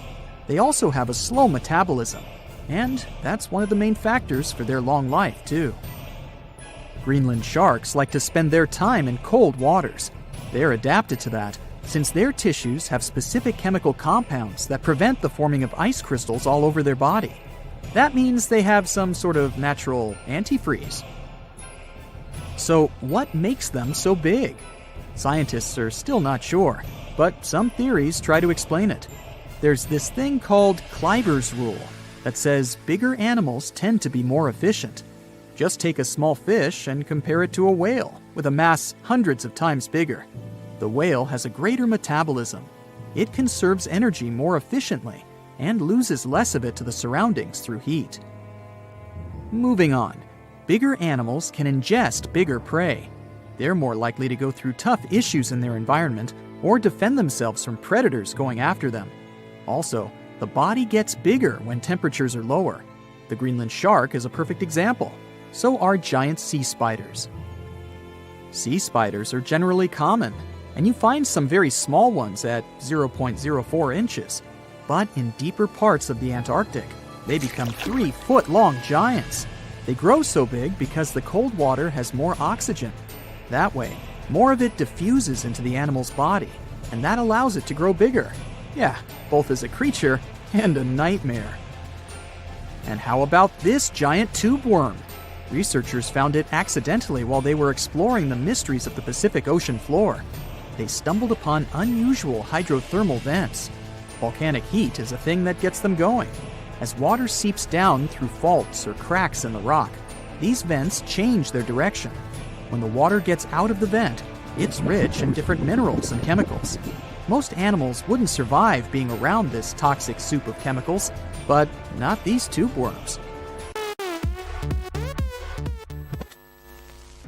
They came as a true surprise, because not only are they not bothered by these toxic vents and the almost boiling temperature of the water, but they developed entire ecosystems there.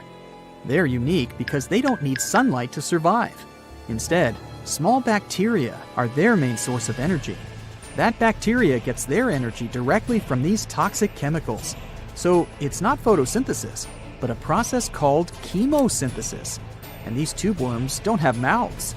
These bacteria live inside them. Strange story, huh? Plus, these scary worms reach up to 8 feet. Giant isopods are no better either. They lurk at the depths of the ocean of 1,640 feet or more below, far away from the sunlight, looking like some monstrous wood lice. They spend most of their time on the seabed, hoping to find some food falling from higher levels of the ocean. Check out their small hooked claws at the ends of their legs. Isopods use them to remain more stable while moving around the ocean floor. Since there's no light, they have long antennae that help them feel their way around. These sensory antennas are about half the length of their body. Giant isopods have pretty big eyes compared to their body size, too. They can grow over 12 inches from head to tail. And these fellas are really patient. Remember how we said animals down there rarely get food? Sometimes they need to wait for years to get a proper meal. That's why their metabolism is amazingly slow. 5 years later. They can go for 5 years without eating anything. Imagine that. I get hungry just talking about this. In 2006, a biologist did research to compare the differences between the shallows and the deep sea regions. He realized the deep sea mirrors the island rule. First, isolated parts of land develop biodiversity you won't find anywhere else. Second, small-bodied life there grows much bigger when it's isolated, compared to life on large land masses. Resources are limited, but also competition and predators. And we don't know much about these deep-sea creatures. It's too expensive and too complicated to carry out such research. So we'll just wait for more raging storms to show us at least part of the monstrous world cold ocean depths hide. There are plenty of fish in the sea. Some of them look totally like Nemo or Dory. Then there's the butterfly fish and fancy guppy, which is indeed really fancy. And then there's... What on earth is that? I would definitely not pay for a diving experience to see this guy. The anglerfish has the unofficial title of the ugliest animal in the world, but I wouldn't dare to break that news to it. There are more than 200 species of anglerfish currently swimming somewhere in the gloomy depths of the Atlantic and Antarctic Oceans, up to a mile below the surface. Some of them prefer different living conditions, the shallow tropical environments. Different kinds of anglerfish vary in shape and size, from the famous black sea devil to frogfish, monkfish, football fish, goosefish, batfish, and sea toad. The larger ones can be half as long as a full-sized bed, but most are less than a foot long. Since the choice of meals where these guys live isn't that huge, they had to come up with a unique hunting strategy. They don't waste their priceless life energy on following prospective prey. Instead, they use a piece of dorsal spine that sticks above their mouths like a fishing pole, hence the name of the fish. There's a sac of bioluminescent bacteria that glows brightly in the dark at the end of that rod. The light lures prey, and all the anglerfish has to do is wait, and then enjoy its lunch delivered right to its mouth. Their bodies are pliable and huge, so they can easily swallow prey twice their size. Deep-sea anglerfish eat whatever they can find.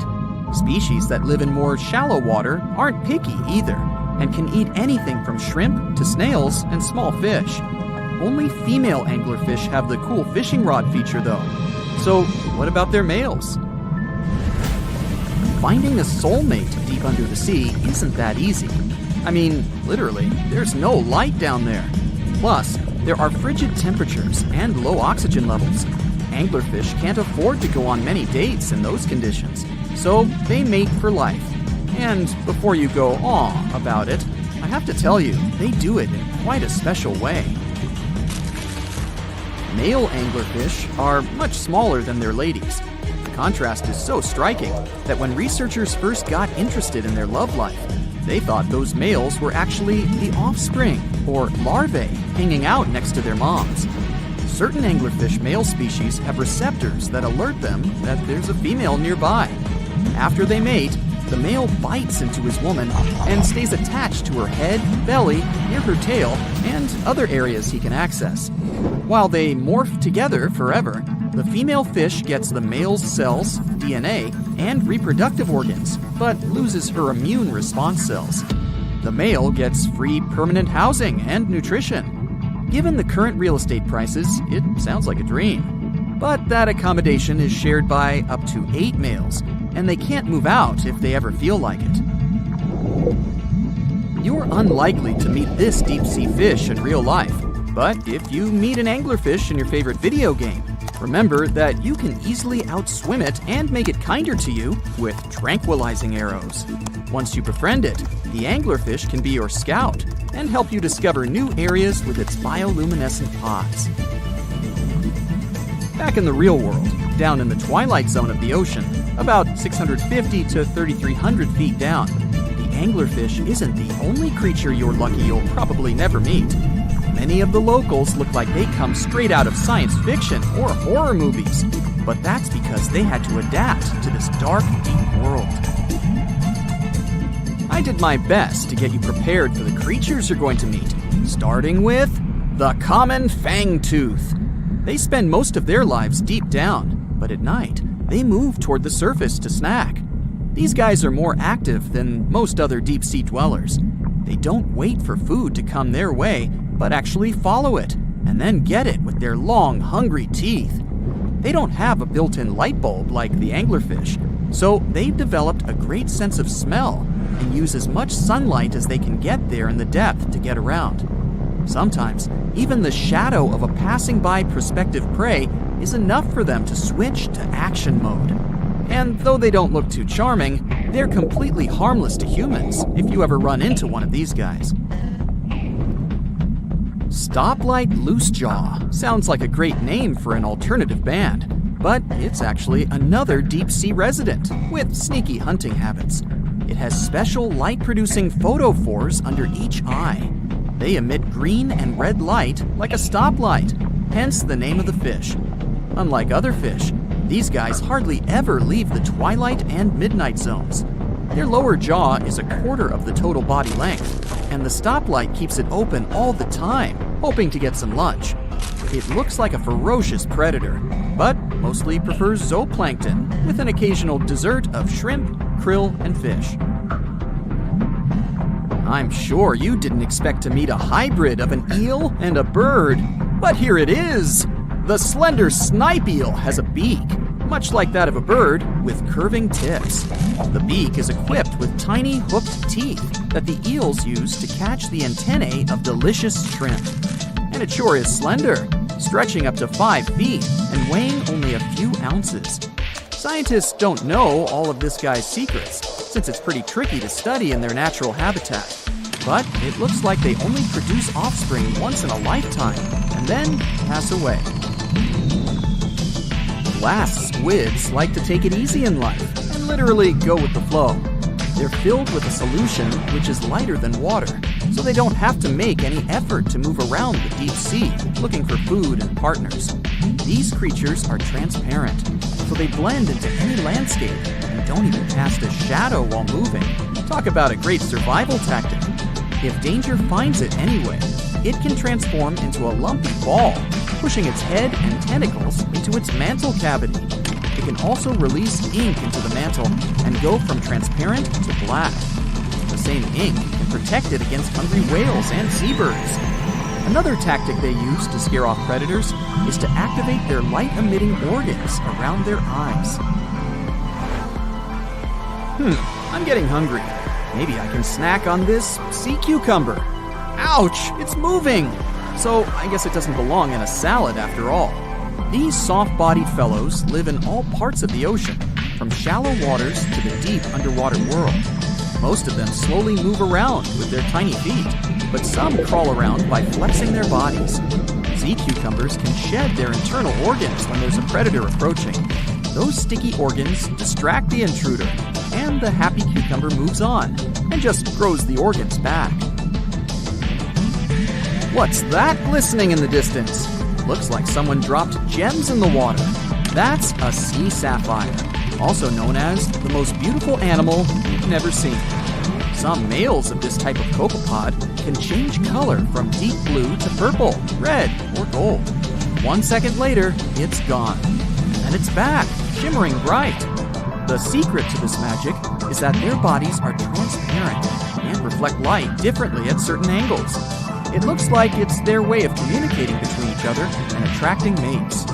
Female sea sapphires don't have the same superpower, but their eyes are bigger compared to males, probably to spot them from a distance.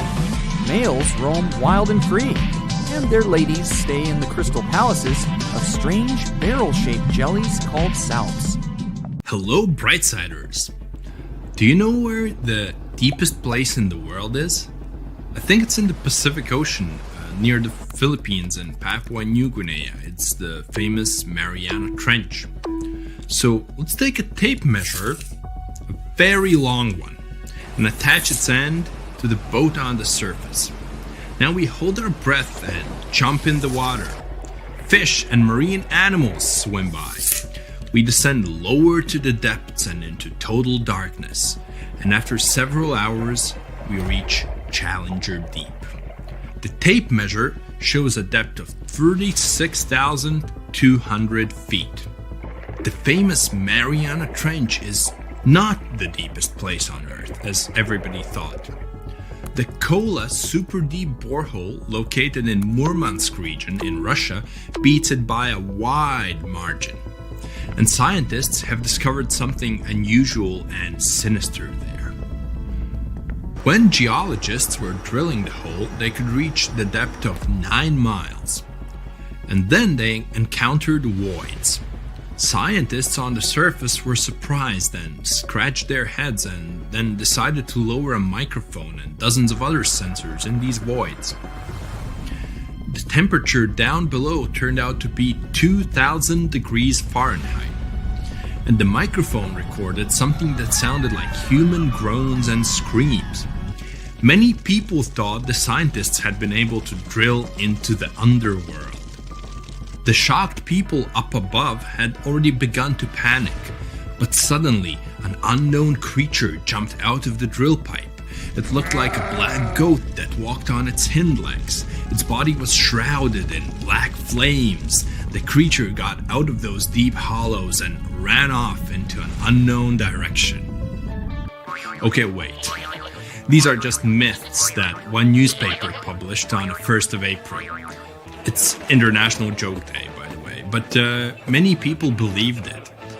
It made many believe the scientists working at the borehole had opened a portal to the nether, and that now horrible, outworldly creatures were free from their imprisonment.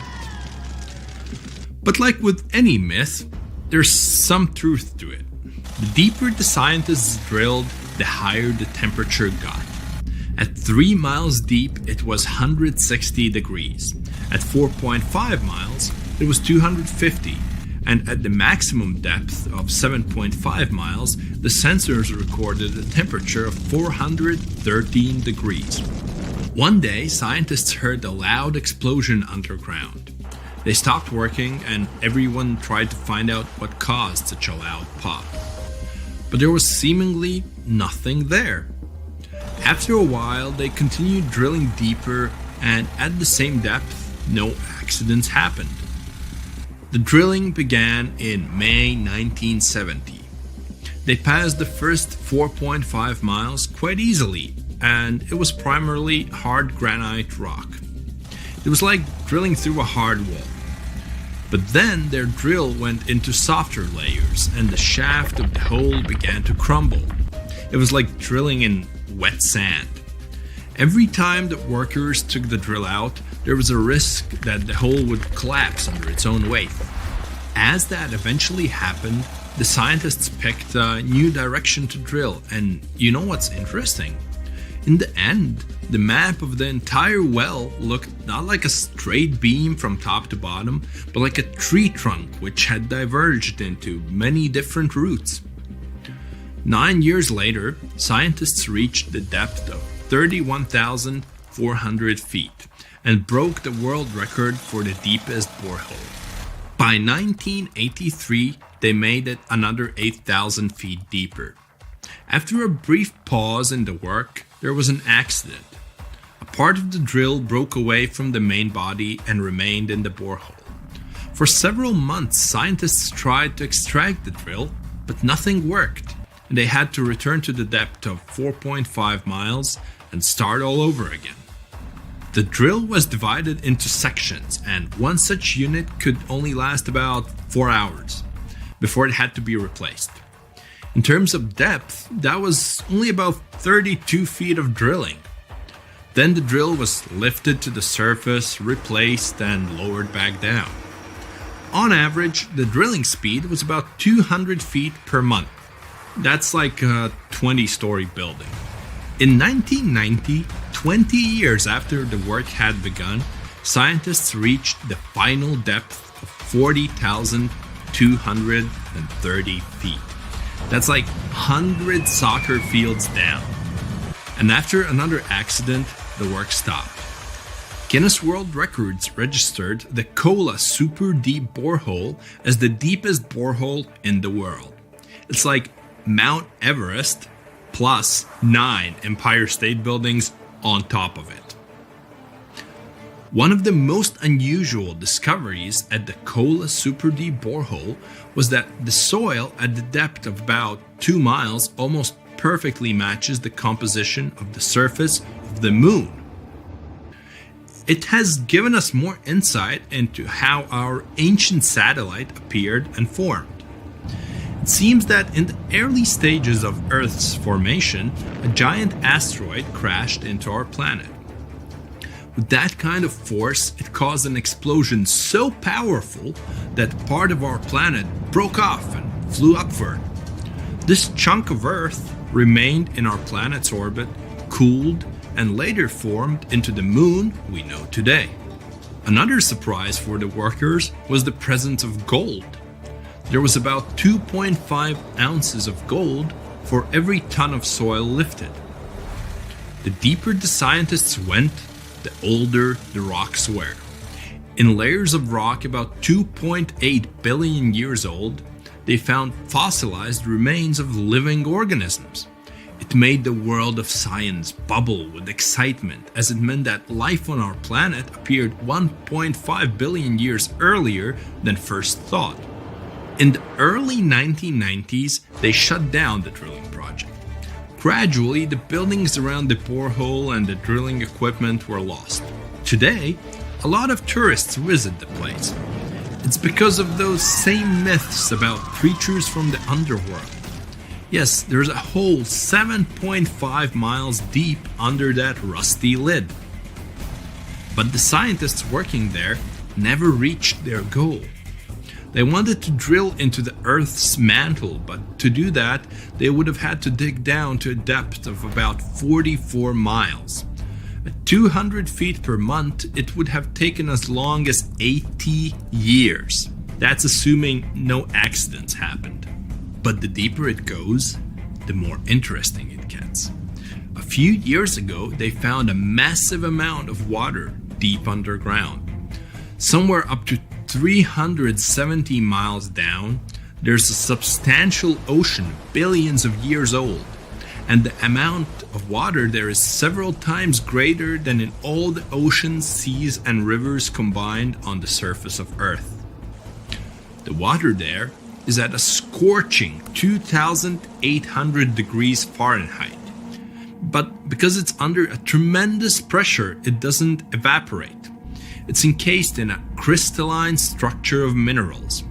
This ocean was formed in the early stages of our planet's development, when there was only hot lava and debris of space bodies around. But the most exciting thing you can find by drilling is living organisms. They've been there in isolation for billions of years, and they can give us clues as to how life came into being in the first place. Scientists in Antarctica have created a similar borehole. An entire lake half the size of Lake Ontario was discovered under the thick ice. The amount of water in this lake is only 3.5 times less than in the Lake Baikal, the largest lake on Earth by volume. The ice that hides this lake is at least 20,000 years old, and the water beneath it has been isolated from the outside world for about 15 million years. While drilling, scientists lifted a chunk of ice from deep down below and found an unknown bacterium on it. Its genetic code was only 86% similar to known living organisms. That means that we've never seen bacteria like this before, or it had come from outer space. But that's just a theory. We know that these bacteria can live in unusual conditions and at water temperatures below freezing. The composition of underground lake water is also different from what we're used to. There's a lot more oxygen and carbon dioxide in it. Add to these conditions complete isolation, and we get living organisms that have developed and evolved in a completely different way. Do you understand what it means? The study of deep organisms may give us a clue as to whether life could exist beneath the ice on other planets or their moons. For example, Saturn's moon, Enceladus, has ice 24 miles thick. There may be an ocean underneath, which is heated by thermal springs. That's all for today. And guys, remember, let's become smarter every day together with Brightside. If you could dive right into the mysterious darkness of the ocean depths, who knows what you'd come upon? Legends that are hundreds of years old mention some giant sea monsters hiding deep down below the ocean waves, like the Kraken, the Loch Ness Monster, the Hydra, Leviathan, and so many more.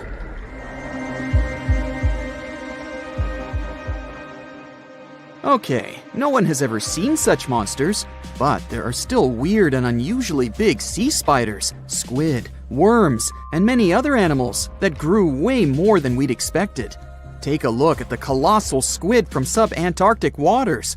It's around 14 times longer than the arrow squid that lives near New Zealand. And deep down in the Pacific Ocean, there's a sea sponge as big as a minivan. Oceans contain about 96.5% of all water on our planet. Up to 80% of all life on Earth we've discovered is under the oceanic waves.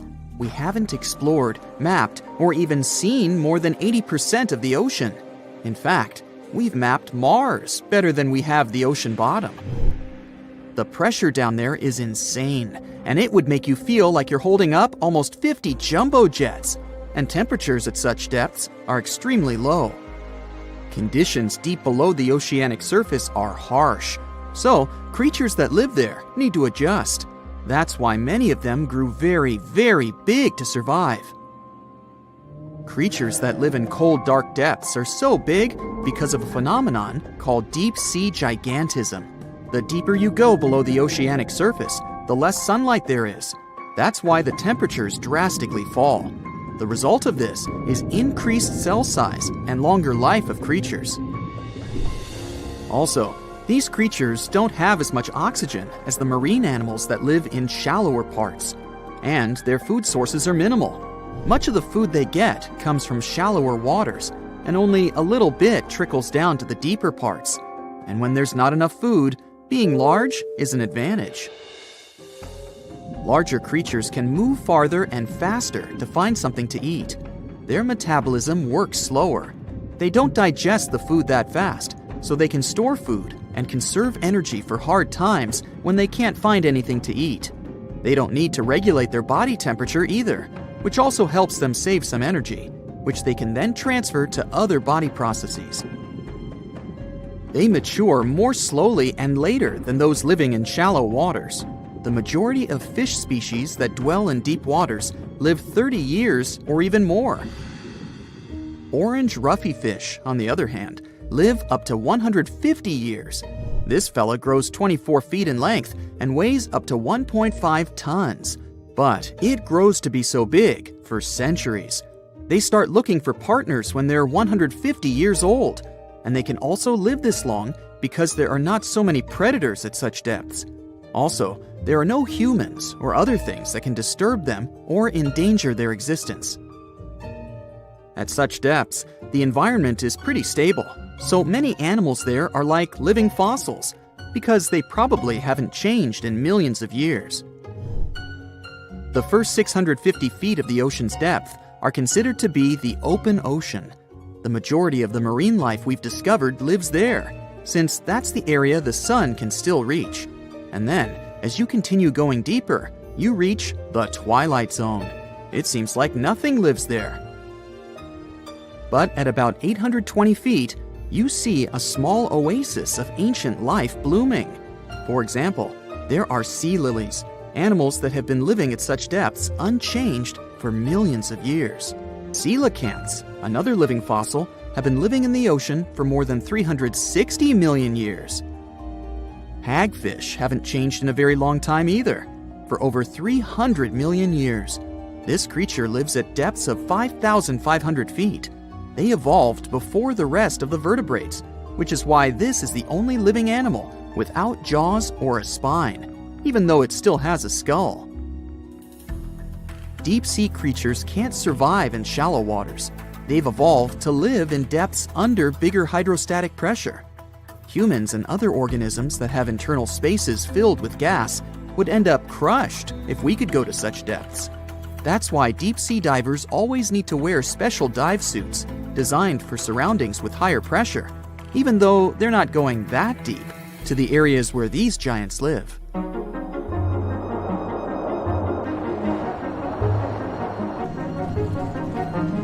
But near Antarctica, you can see gigantism way closer to the surface, like giant sponges, sea slugs, sea spiders the size of a dinner plate, worms, and even some enormous single-celled organisms. They all tend to chill in shallower waters. Scientists are not sure why exactly, but they think it could have something to do with oxygen. Giant species use just a little oxygen, and the waters around Antarctica are pretty rich in it, which means there's hardly any limit to these animals growing bigger and bigger. Back to deep-sea creatures. As mentioned, they had to adjust to strong pressure, so they almost don't have any air gaps in their body at all. They're mostly water-based, and since water is incompressible, which means it's not something you can compress. It helps them stay unaffected at such high pressure. But because of all that, if they were to go up towards the surface, they'd probably swell up, maybe even explode. Just look at the blobfish, the one that takes the title of the ugliest animal in the world. It looks normal deep down below the surface, where its natural habitat is. But when it gets up to the surface, where the pressure is 120 times lower, it changes its shape. The blobfish doesn't have a skeleton or muscles, so without high deep sea pressure, it ends up being all floppy and saggy. The dark oceanic depths are not just scary to watch, but to listen to as well. In 1997, scientists were trying to find underwater volcanoes located off the South American coast. During their travels, they recorded one of the loudest noises ever registered. It was pretty weird, too. It was so loud, even sensors from more than 3,000 miles away managed to pick it up. They later called it the bloop. It took them 15 years to conclude the sound came from an ice quake. That's when seismic activity breaks frozen ground. Water at the bottom of the ocean is not always extremely cold. There are hydrothermal vents on the seafloor, and the water that comes out of them can be up to 750 degrees Fahrenheit. Powerful pressure, yep, the same one that would crush you, is something that doesn't allow the water to boil. There are hundreds of animal species that live near deep-sea hydrothermal vents. Some of them, such as tube worms, are not like anything we have seen before. These worms absorb chemicals from vent fluids. That's how they feed bacteria that live in them. And in return, those bacteria give them the carbon the tube worms need to survive. 2/3 of all of the coral species scientists discovered live in dark, deep, and extremely cold parts of the ocean. Some even live in parts that are 3 miles deep. They can survive at low temperatures, such as 28 degrees Fahrenheit. Some of these cold water corals are more than 8,000 years old. They form amazing structures that can rise up to 115 feet tall. The deep is not just a mysterious world of unusual creatures. The landscape under the oceanic surface is magnificent too. The canyons hiding there make even the Grand Canyon seem small. For instance, check out the one located in the Bering Sea, the Jemchug Canyon. Its vertical relief is more than 8,500 feet deep. That's huge. The largest ocean waves are not the ones you can see from the shoreline. They occur under the surface, and they're called internal waves. They take place between two water masses that have different densities. They travel at speeds of thousands of miles per hour and can be 650 feet tall. Today, I'm going to tell you about creatures that had unique features which allowed them to grow to incredible sizes. They were some of the most impressive animals to have ever existed on our planet. The Argentinosaurus is a genus of sauropod dinosaurs that lived approximately 97 million years ago in what is now South America. Scientists think it was one of the largest land animals ever, with a length of up to 100 feet and a weight of up to 100 tons. A farmer stumbled upon a giant leg bone while tending his cattle. That's how he discovered the first fossils of the Argentinosaurus in Argentina in 1987. Further excavations uncovered more bones, revealing a massive dinosaur that would have dwarfed most other animals of its time. The Spinosaurus, meaning spine lizard, is a genus of theropod dinosaur that lived around 97 million years ago in what is now North Africa. It is believed to be one of the largest carnivorous dinosaurs to ever exist, with a length of up to 60 feet and a weight of up to 23 tons. The Spinosaurus is known for its distinctive elongated sail-like structure on its back. It was likely used for thermoregulation. It also had long crocodile-like jaws that were lined with sharp teeth. This allowed the creature to catch and eat large prey, such as fish, crocodiles, and other dinosaurs. The first fossils of the Spinosaurus were discovered in Egypt in 1912. The sperm whale, Physeter macrocephalus, is a species of toothed whale that is the largest toothed predator on Earth. It also has the largest brain of any animal species. It is found in oceans all over the world, and can dive to depths of up to 7,000 feet in search of food. You can easily recognize sperm whales by their massive, block-shaped heads, which can measure up to 1/3 of their total body length. They have dark brown or grayish-blue skin and a distinctive wrinkled appearance. The Titanoboa is an extinct genus of a giant snake that lived approximately 58 million years ago. It is considered to be the largest known snake ever. It could grow up to 42 feet and weighed around 2,500 pounds. The first fossils of the Titanoboa were discovered in a coal mine in Colombia in 2004. This discovery meant a lot because it provided insights into the size and behavior of snakes during the Paleocene era, as well as the overall climate and ecosystem of the time. The blue whale, Balænoptera musculus, is the largest animal on Earth, measuring up to 100 feet in length and weighing as much as 200 tons. These marine mammals are found in oceans all over the world and can live up to 90 years. Blue whales have a long, streamlined body that is usually blue-gray in color with mottled patterns. They have a small dorsal fin and 2 pectoral fins that are about 1/3 the length of their body. Blue whales feed on tiny shrimp-like creatures called krill, and they eat a lot. A single adult blue whale can eat up to 8,000 pounds of krill in a day. The Leadsichthus is an extinct genus of large, bony fish that lived during the Jurassic period, approximately 155 million years ago. It is believed to be one of the largest fish that have ever lived. Some estimates suggest that it could grow up to 55 feet in length. The first fossils of Leadsichthus were discovered in England in the 19th century, and more recent discoveries have been made in other parts of Europe, South America, and Africa. Despite its enormous size, the Leadsichthus was a filter feeder, similar to modern-day whale sharks, and likely fed on plankton and other small organisms. The creature did it by simply swimming with its enormous mouth open, filtering water through its gills. The pterodostro is an extinct species of flamingo-like birds that lived approximately 35 million years ago. They were relatively small birds with a wingspan of about 2-3 feet. And they were known for their distinctive long, narrow beaks equipped with comb-like structures used for filter feeding. The pterodostro lived in shallow bodies of water, like lakes and lagoons, and mostly fed on small crustaceans and other tiny organisms. The animal filtered them from the water using the comb-like structures on the inside of its beak while swimming through the water. The African elephant is the largest land animal on Earth, and one of the most recognizable ones. There are 2 species of the African elephant, the savanna elephant, Loxodonta africana, and the forest elephant, Loxodonta cyclotis. You can see them in various parts of sub-Saharan Africa. These creatures can be identified by their large size, gray skin, and long trunks. African elephants can grow up to 13 feet tall and weigh up to 14,000 pounds, depending on the species and gender. 450 million years ago, no, I wasn't around then, the sea level was higher, coral reefs started to form, the climate on our planet was stable and warm, not even dinosaurs were around yet.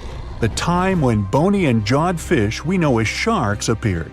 They have been dominating the oceans and making other marine creatures flee in fear ever since.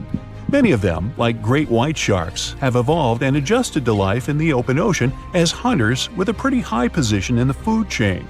They're less diverse today than before. One of the reasons is the asteroid strike from the age of dinosaurs.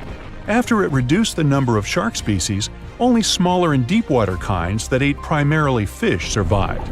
They started getting bigger over time.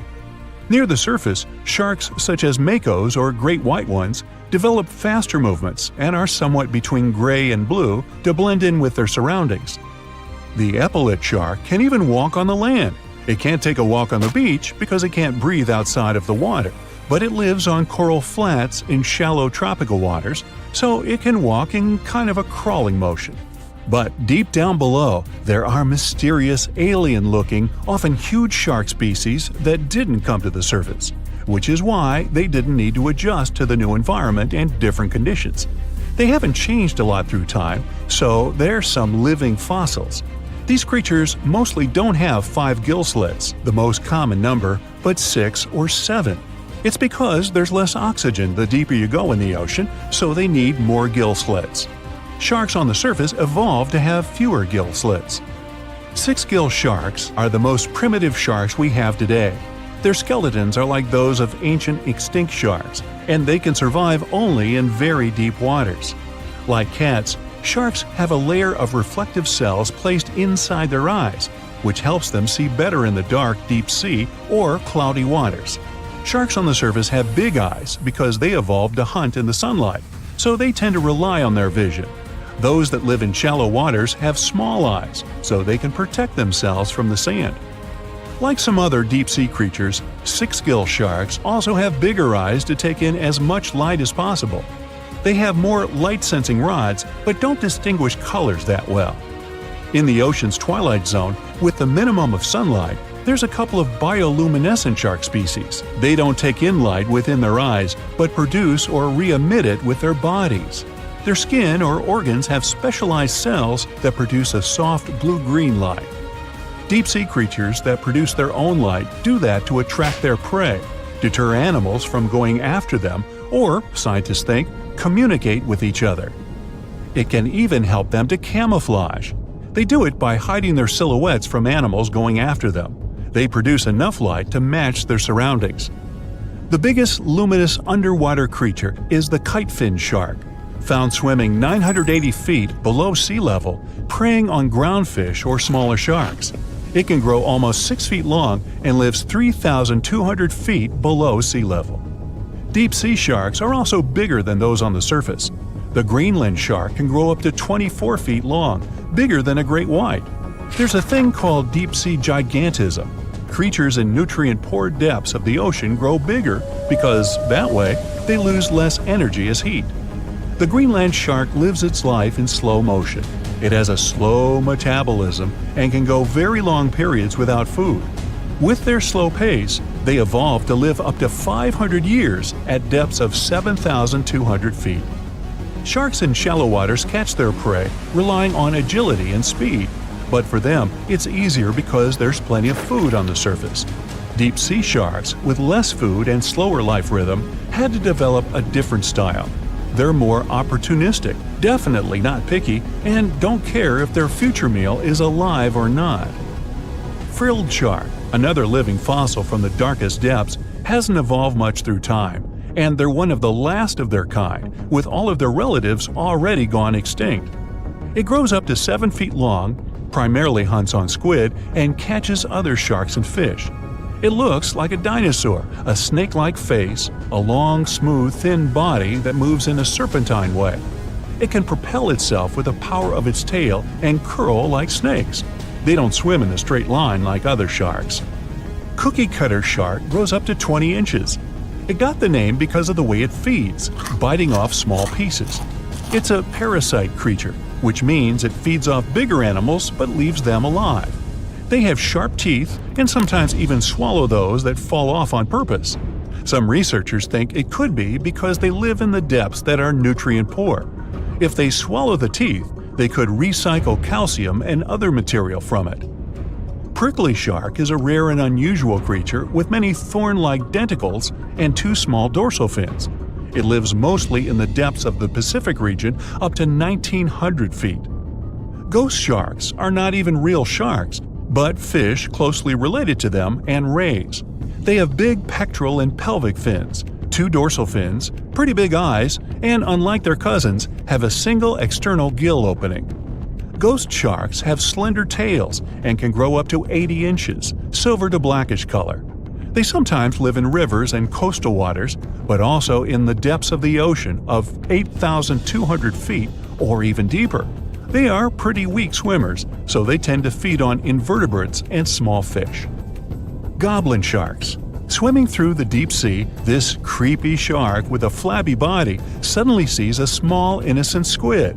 It goes toward it, but the potential snack notices it and quickly starts moving to dart away. It seems like the plan could work at first, but then the shark suddenly thrusts the jaw of its mouth and catches the poor little squid in a second. After the meal is finished, the animal simply fits the jaw back into the mouth and goes away as if nothing happened. This is possible because it has a jaw connected to 3-inch long flaps of skin, which is why it can unfold from the snout. It can grow up to 12 feet long with a weight of 460 pounds. Scientists think goblin sharks are mostly active in the morning and evening. The shark has a long, prominent snout and specific sensing organs on it. It uses them to sense electrical fields in the dark oceanic depths.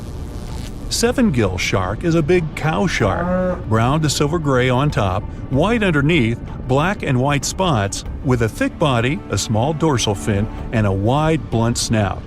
It can grow up to 10 feet long, mostly lives in the depth of 1,870 feet, but you can also find it in deep channels and bays.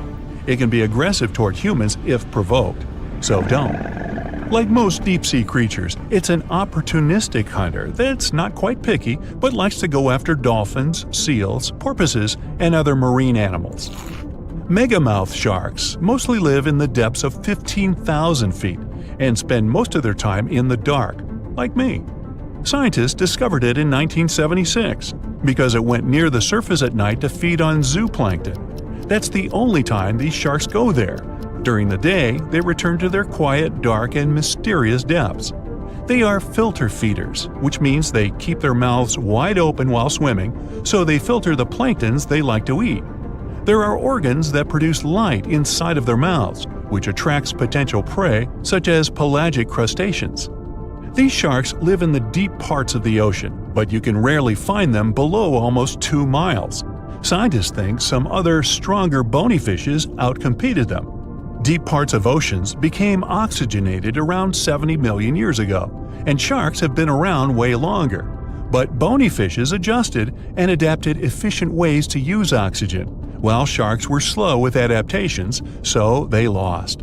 Also, oceanic depths are way colder, which is challenging for fish and the rest of cold-blooded animals because the speed of their metabolism widely depends upon the external temperature. You know how they say it's better to just hand over your wallet if you run into a mugger? Instead of surrendering their wallets, sea cucumbers choose to spit out some of their insides to fend off predators like crabs and fish. It's a natural defense mechanism for them, and they quickly grow those organs back in just a few days, thanks to special cells inside their bodies. It's not the only weird thing sea cucumbers do. They can actually breathe through their rear end. They have this thing called a respiratory tree that connects to their backside and sits right next to their intestines. So when they suck in water from their behind, it goes into that respiratory tree, letting them absorb oxygen directly into their fluids. Plus, sea cucumbers are the janitors of the ocean. They munch on whatever gets stuck in the sand on the ocean floor. Once they've eaten, they manage to clean out the sand, leaving it nice and tidy after they do their business. As for the clean sand, the stunning white sand beaches in Hawaii are actually a product of parrotfish number 2. These fish munch on algae from rocks and dead corals, and while they're chomping away, they also grind up the leftover bits of coral in their bellies. When they're done, they move their bowels, and voila! It all comes out as beautiful sand. Not only do they play a vital role in keeping the coral reef ecosystem healthy, but they can churn out hundreds of pounds of this white sand every year. Marine animals are seriously impressive when it comes to holding their breath. Just look at sperm whales and elephant seals. They can stay underwater for a mind-blowing 2 hours. Then there's a Cuvier's beaked whale, which holds the crazy record at almost 4 hours underwater. When you compare that to the human record of 24 minutes and 37 seconds held by pro diver Budimir Shobat, it seems pretty insignificant. But what's the marine animal's secret that helps them excel humans this much?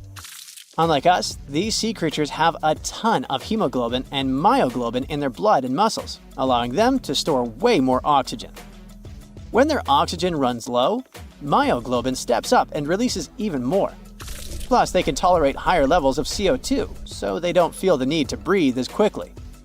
There's even a study that found their myoglobin molecules have a unique charge that keeps them from sticking together, which boosts oxygen storage. And on top of all that, they can slow down their heart rate and restrict blood flow to hang out underwater even longer. Rumor has it that about 540 million years ago, a meteor loaded with frozen octopus eggs smashed into Earth. Sounds like a delirium, but some scientists are entertaining a very questionable idea that octopuses and their cephalopod buddies, like squids and cuttlefish, might actually have some extraterrestrial origins. The thing is, cephalopods have extraordinary DNA that doesn't look like any other DNA on our planet. They've got around 33,000 protein-coding genes in their genome, which is way more than what we humans have. A recent study suggests that their evolutionary story shows some odd traits that might hint at a connection to space, like they could be from some super far-off past, or even the future. The researchers went as far as to claim that modern octopuses could be the descendants of these frozen creatures that hitched a ride on comets and splashed down in our oceans. And why octopuses? Well, they really stand out in the animal kingdom. They can use different tools to build their own houses, and they can even solve everyday problems independently of their brain, as 2/3 of an octopus's neurons are in its arms. These traits seem to have just appeared out of nowhere during evolution. They even tossed around another quirky theory. What if an extraterrestrial virus crashed into early squid populations and gave them a crazy boost in evolution, turning them into the octopuses we know today? Anyways, these are just fun speculations without any hard proof. Now, this funky object is an animal, not a rock. It's called sand dollar. Just look at the shape of its shell. Once sand dollars are exposed to the sun, their shells lose their soft, spiny covering and become bleached white. Back in the day, beachcombers thought these shells looked a lot like big silver coins, kind of like the old Spanish dollar that was about the same size. But if you prefer, you can call them sand cakes instead. These quirky creatures have tiny spines on their surface, and they glide along the ocean floor.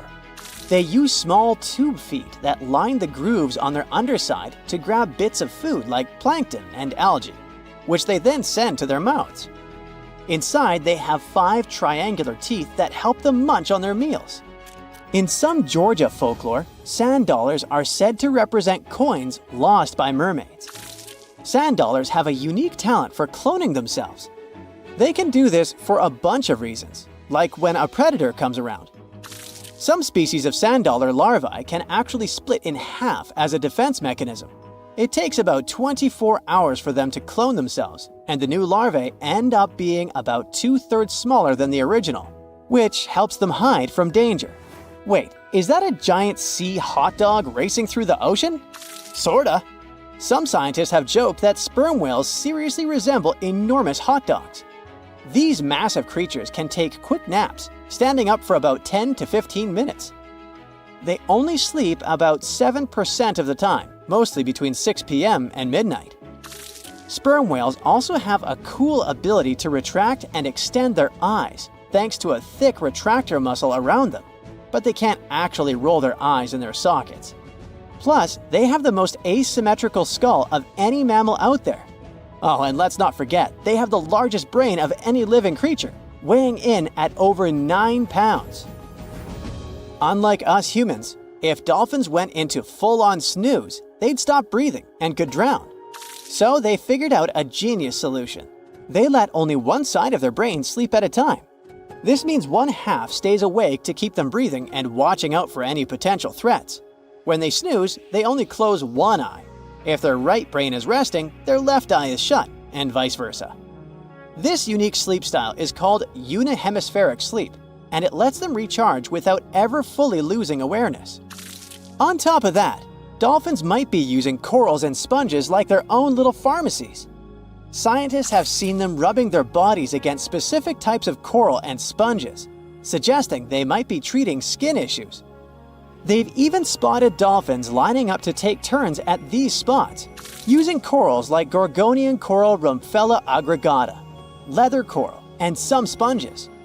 What's really fascinating is that researchers have analyzed these corals and found they contain compounds that could help with dolphin skin conditions, which can sometimes lead to infections and lesions. Now, the big question is figuring out exactly how each type of coral helps dolphins, and if it really boosts their health overall. Sea urchins aren't exactly the Usain Bolts of the ocean. They move slowly by crawling with their tube feet and occasionally give themselves a little push with their spines. These little guys have just 5 teeth, which they use like a beak to scrape algae off rocks, which I'm pretty sure is the ocean's version of an all-you-can-eat buffet. But since all that scraping wears their teeth down, they're in a never-ending dental replacement program. Scallops are the underwater equivalent of the world's most confused security cameras, sporting up to 200 tiny eyes on their shells. These eyes are high-tech. They can even adjust their pupils to light. Instead of working like ours, scallop eyes have a unique setup. Light goes through a pupil, lens, 2 retinas, and then hits a mirror made of guanine crystals that reflects it back. Scientists were puzzled about how they see since their main retina often gets blurry light. But it turns out, scallops can change their pupil size by about 50%. Just don't expect them to do it in a hurry, as it takes a few minutes. Now here's something really neat about orcas. They're expert hunters, and they do it in groups called pods.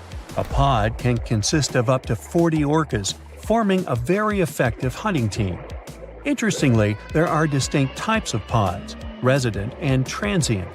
Resident pods are more into fish, while transient pods have a taste for marine mammals. But no matter what type of pod they belong to, all orcas have one thing in common: they are master collaborators. They work together using smart hunting techniques that are often compared to the teamwork of wolf packs.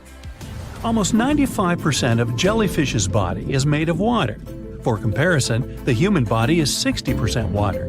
It's probably not a surprise since jellyfish don't have a heart, blood, eyes, or brain. The other 5% of their body weight is proteins, muscles, and nerve cells. Jellyfish have been around for more than 500 million years. This makes them older than dinosaurs. These creatures haven't changed much, and today's jellyfish are pretty much like their ancestors. Electric eels have small eyes that are not so effective in environments with no light, so they mostly rely on their electric organs. Those consist of 6,000 cells. Eels use them to stow power, similar to batteries. These creatures use electricity like bats use their radars or dolphins their sonar. An eel can also produce enough electricity to power a panel of light bulbs. There's a small tropical archer fish that can learn to recognize human faces. This fish has an interesting ability to spit small jets of water from its mouth. Researchers showed the fish the image of 2 different faces placed side by side. One was unknown and the other was familiar. The fish was supposed to spit water at the familiar one. The creature took the right guess more than 80% of the time. There's such a thing as a sea unicorn. That's an animal called the narwhal. Its horn is actually a tooth that can grow up to 10 feet long. Manatees, also known as sea cows, are distant relatives of elephants. Their weight can go up to 1,000 pounds. These creatures are vegetarian and need to eat around 10% of their total weight on a daily basis. That's lots of sea salad. In some cases, manatees share space with alligators, but they get along pretty well. You can even find a photo from Florida where an alligator rides a manatee's back. Frogfish have special fins that help these creatures walk along the sand. They're very useful in shallow waters. A ghost pipefish is hard to see, but once you spot it, you're bound to get really surprised. Its head makes up over 40% of its body. Crabs don't feel like wasting time on such formalities as putting foods in their mouth. That's why they taste it with their feet, which is where their taste buds are. Marine iguanas are the only lizards on our planet that like spending time in the ocean, even though they mainly live on land. They're herbivores that feed in shallow waters and swim like snakes. Iguanas use their long claws to hold onto the bottom when they need to graze. Green turtles can cross over 1,400 miles when migrating. They try to find the perfect spot to lay their eggs. Penguins sort of fly when they're underwater, reaching a speed of 25 miles per hour. More than 5 million years ago, I've heard, I wasn't around then, deep sea worms and humans had a common ancestor. So we still share 70% of our genes with these creatures, and with sea stars, squid, and octopuses. Now, octopuses are in fact incredibly old. The oldest known fossil belongs to an animal that lived almost 300 million years ago. FYI, this is before our dinosaur buddies roamed the Earth. Wait, there's more! Octopus arms have a mind of their own. That's because 2/3 of their neurons lie in their arms, not in their heads. This means that their arms can problem solve how to open a shellfish, while their owner is worried about other stuff entirely. Talk about ninja-level multitasking. Oh, and like other animals, such as chimpanzees and dolphins, octopuses have proven to be good at maneuvering tools, like picking up old shells and using them as a temporary home. Now, of course, the most intelligent animals on our planet are humans, according to humans. But we don't seem to give pigs enough credit. Pigs are so smart they can play video games. No, not Minecraft. But in a recent academic study, scientists had 4 pigs play a joystick game. They had to manipulate the stick so that the moving ball would hit the wall and then they would get a treat. All 4 pigs did great in the test, which was surprising even to the scientists. Now, pigeons also aced an impressive test. They were trained to differentiate a Picasso painting from a Monet one, which they had no trouble learning. Then they were able to apply this knowledge, identifying works of art they had not previously seen, meaning they really understood the difference between each painter. Poor things are always seen as a nuisance. Now, if we placed kangaroos in an Animal's Most Amazing Ability contest, they'd win. It's mainly because they break the four-legged rule. A special species of kangaroo, the red kangaroo, uses its tail to help propel it forward. Now, visually, it has 4 limbs, but in practice, it uses 5. They're biologically built to use their tail as a 5th limb, since it's packed with articulated vertebrae and thick muscles. Of course, it had to be an Australian animal. Deep within the Sahara Desert, you'll find a little creature known as the fennec fox. This huge-eared animal adapted perfectly to survive in its hostile environment. The huge ears help them to dissipate the unbearable heat of the desert, as well as help them to hunt for underground prey. Now meet this guy. Unlike what its name might suggest, the red panda is closer to a raccoon than it is to a giant panda. You'll find a lot of these cat-sized creatures in the Himalayan region, hopping from tree to tree and bundled together trying to keep warm in the harsh weather.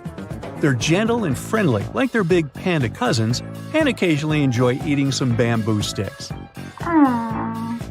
And then there are bees. Compared to humans, bees' brains are the size of pinheads, yet they are capable of astounding things. Let's say a bee is running low on energy after a long search flight. This bee desperately needs a drop of honey in order to continue flying, but smartly enough, she doesn't need to go back to the hive to recharge. She can ask a fellow beehive mate for a drop of honey directly from this other bee's stomach and continue flying. This type of decentralized system allows them to build highly effective societies, one that bees don't need to push to the queues in front of the honey cells, for example. Every year in the winter, great white sharks that live along the California coastline disappear. It feels as if they take a vacation for 30 to 40 days. The animals go to a point halfway between Hawaii and Mexico. They might do it to get some food, relax, or hang out with their buddies from other areas. The spot is now called the Whale Shark Cafe. Some types of sharks, like makos, whale sharks, or white sharks, breathe in a very specific way. It requires them to swim all the time. They also need to move quickly and with their mouth open. This way, the oxygen can enter and reach their gills. Sea sponges are some of the most primitive animals. They're immobile, don't have a mouth, eyes, bones, brain, heart, lungs, or any other organ whatsoever. And still, they're alive. There's such a thing as a sea unicorn. That's an animal called the narwhal. Its horn is actually a tooth that can grow up to 10 feet long. Manatees, also known as sea cows, are distant relatives of elephants. Their weight can go up to 1,000 pounds.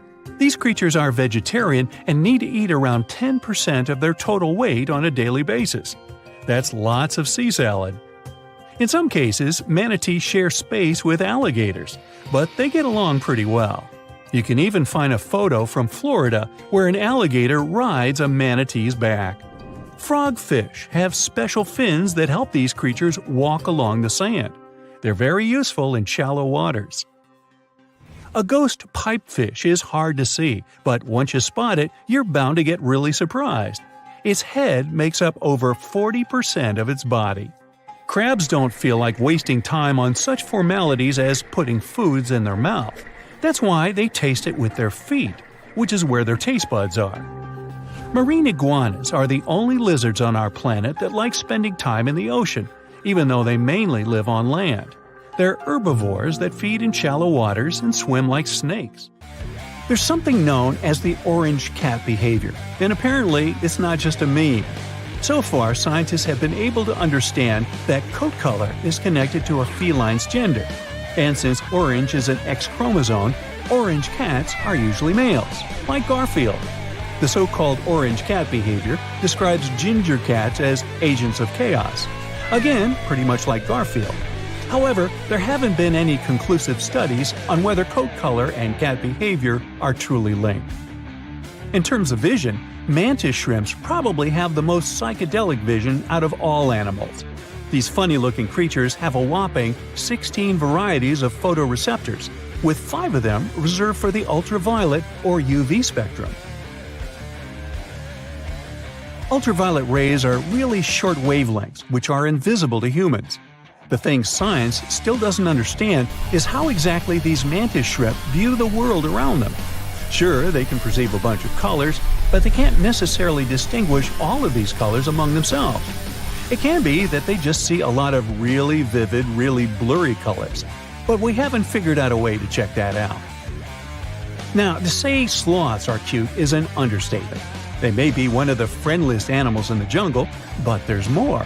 If you look closely at their fur coat, you'll notice hints of green.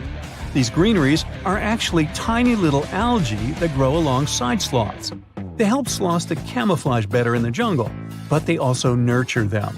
The little cracks inside a sloth's fur create the perfect environment for algae reproduction, and scientists have found species of algae that don't exist anywhere else in the world. They do get by with a little help from their friends. Deep within the Sahara Desert, you'll find a little creature known as the fennec fox. This huge-eared animal adapted perfectly to survive in its hostile environment. The huge ears help them to dissipate the unbearable heat of the desert, as well as help them to hunt for underground prey. Wanna high-five a sea creature? Well, put your hand up for the Tasmanian red handfish. This fish doesn't swim like a fish. It walks. It uses its flipper-like hands to stroll around on the ocean floor. These bottom walkers are disturbed by swimmers and boats a lot. Some people even want to take them home as pets. I think it's better to just give them a wave and swim on by. The vampire squid. Its species name is Vampiroteuthis infernalis, which translates to vampire squid from hell. Oh yes, this vampire squid means to terrify everyone with its name. Its dark red color, its spikes at the bottom, and the scary fact that it can basically turn itself inside out. The vampire squid loves putting on a good show, but it's as harmless as a kitten is to humans. It's as if Dracula scared the pants off you, but he didn't have blood-sucking fangs. The vampire squid feeds on food particles from plants and animal matter floating near the ocean's surface. Since they're not predators, they need good defensive strategies, and their vampiric look is designed to ward off large creatures who want to eat them. Turning themselves inside out is a defensive mechanism since the spiky areas in the inner skin are more intimidating. They also shoot out a substance that does not have color, but is packed with bioluminescent particles to distract predators. The vaquita. Going out on a boat off the coast of Mexico sounds like the perfect vacation. The sun, the blue water, the most endangered sea creature. Wait, what? The vaquita isn't dangerous, but don't expect it to stick around to say hello or sign any autographs. It's incredibly shy. This little cow, that's what it means in Spanish, is one tiny sea mammal. With those black markings around its eyes, it looks more like a sea panda to me. Seeing one should make you feel very special. They're on the brink of extinction, mostly because they got caught by accident in fishing nets. It's estimated that there's only 10 left in the wild. The blue dragon.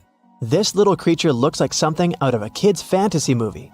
It's called the blue glaucus, casually referred to as the blue dragon or blue angel. It can be found in many places, the Atlantic, Pacific, and Indian Oceans. It's kind of a mollusk and it only grows to be about an inch long. What you think is the back is actually the mollusk's bright underbelly. It regularly floats on its back so that its blue colors help it camouflage with the water's waves. The blue dragon isn't just pretty, it's also smart. It usually feasts on Portuguese man-o'-wars, also known as Physalia physalis. The blue dragon stores their stinging cells for later use, in essence, stealing their defensive mechanisms. When the blue dragon is threatened, it releases those stinging cells it stored, directing them at an enemy to sting them with more power than the Portuguese man-o'-war would have been capable of. As they can store a huge amount of stinging cells, they can be a threat to humans. So, if you find one, don't pick it up. It's best to admire it from a distance. The barrel-eye fish. If you ever wanted to have Superman's X-ray vision, looking at the barrel-eye fish will make you feel like you gained that superpower at some point in your life without even realizing it. The barrel eye has a transparent head, so you can see how their eyes and brain look inside. This magnificent creature lives in the deep sea. This is the lowest level of the ocean, where strange creatures roam in near-freezing temperatures and constant darkness. They're exposed to water's pressure that's almost 1,000 times that of the surface. If the idea of the deep sea sends a shiver down your spine, stay tuned to learn about another of its creatures later on. The barrel-eye fish can be found in the Atlantic, Pacific, and Indian Oceans. You might be wondering, why oh why would a fish have a see-through head? And that would be a fair question. Since the species was discovered in 1939, it was believed that the fish's eyes were set to see straight ahead and couldn't move. So it was assumed that they had tunnel vision. Scientists Bruce Robinson and Kim Reisenbichler from the Monterey Bay Aquarium Research Institute recently discovered that the fish can move its eyes vertically to see through the top of its translucent head, thus noticing if there are predators or prey nearby. The transparent head also allows more light to enter so they can detect prey better. It's believed that the barrel-eye fish eats jellyfish and small fish species. If you dive in the ocean at night, you might be lucky enough to see how orange ball corallomorph blooms in the dark. But make sure to be quick because as soon as you turn on your flashlight to take a good look, it will retract its tubes back into itself. The Megalodon. The whale shark isn't the biggest shark known to humans. If the entire shark species were a kingdom, the prehistoric Megalodon would be the ruler of the sea. Megalodon roamed the ocean a long time ago. About 15.9 to 2.6 million years back between the early Miocene and late Pliocene eras. While they've long been extinct, people are still amazed to learn about these gigantic sea beasts. Megalodon could reach anywhere between 45 feet to 60 feet in length with jaws more than 6 feet wide. A fossil of a tooth that once belonged to a Megalodon measured at 7 inches. Needless to say, I'm pretty stoked that these guys have long been extinct. But there's still some adventurers out there hoping to meet this monster one day. The Dumbo Octopus. This adorable creature, or creepy creature, or however you want to see it, is officially called Grimpotieuthis. More casually, it's referred to as the Dumbo octopus, named after the Disney character. Though Dumbo, the elephant, not the octopus, was teased for his big ears, it's highly unlikely that this adorable octopus gets teased by its water neighbors. They are the deepest living octopuses, living in the deep sea, and you know how scary that place is. They're only about 8 inches tall and spend their days hovering just above the seafloor eating snails, worms, and other food they find in the current or near ocean vents. There are nearly 17 species of Dumbo octopus, and they all have differences in height, color, and body parts. If you can't get enough strange animals, you'll be glad to learn that the deep sea has barely been explored by humans. So keep an eye out. There are bound to be more fascinating animals discovered in the deep in the future. The sea angel. These creatures might look and sound pretty cute, but their diet is far from sunshine and lollipops. Their favorite food are sea butterflies. They lay mucus traps for them and wait in ambush. The squat anemone shrimp. This shrimp is tiny, only 0.5 inches. It's also known as a dancer shrimp because of its peculiar behavior. When agitated, It raises its bottom above its head and does a little dance. Divers also say it readily jumps on their hands and cleans them. The coconut crab. This guy may look pretty creepy, especially when the sun goes down. Mature coconut crabs are around 3 feet in length. Their preferred foods are coconuts, but they can also hunt down lizards and even large birds. The slender snipe eel. Slender snipe eel is a slim and long creature that's still a mystery for marine scientists. It's 4 feet long and it has at least 750 bones in its spine, which is much more than any other animal in the world. The sea pen. Sea pen is 7 feet long and it has a lot of varieties, but most of them look indeed like a pen or a quill. The similarity is even more striking when the animal has a water-filled bulb that anchors it to the floor. The Persian carpet flatworm. This creature looks indeed like a carpet, despite being very small by comparison. It's only 4 inches long, able to become both male and female. It doesn't really mate with other flatworms. Rather, it fights them for the right to bear posterity. The flamingo-tongued sea snails. Tourists love these extraordinary snails for their pretty colors, thinking it's a shell, but in fact, the shell is quite dull and hidden underneath colorful soft tissues. They eat softer, toxic parts of corals and store their toxins to protect themselves. The legend goes that a dwarf named Fafnir was famous for his strength and courage. Because of his qualities, he was tasked with protecting their kingdom. Dwarves were known to gather a lot of wealth, so a bit of added security was a must.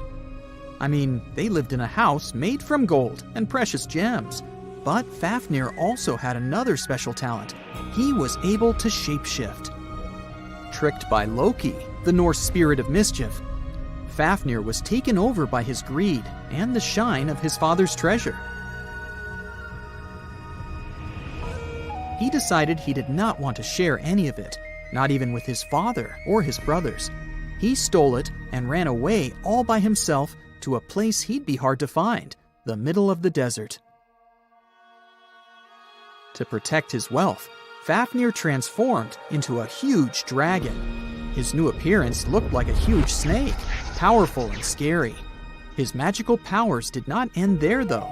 Because the dragon couldn't fly, he also spread poison all around his new home, so no one had a chance to survive if they wanted to take his gold away. Fafnir was soon defeated by a young hero named Sigurd. The legend of Fafnir tries to explain why family is more important than greed. It also shows the many magical powers dragons possess. But the most interesting part is that it's quite a good example of how dragons came to be in our tales. But hey, this is just one of the many stories mentioning dragons. Just switch on your TV or peek into any bookstore, and you'll surely stumble upon dragons somewhere. Variations of dragon-like creatures have been described in stories from all over the world, from Asia to Northern Europe. Most of these creatures are depicted with reptile-like bodies, wings, and claws. And the scariest trait of them all, they can breathe fire out of their mouths. The name of these creatures comes from the Latin word draconum, which translates to huge serpent. But let's take a trip down memory lane to see how it all started.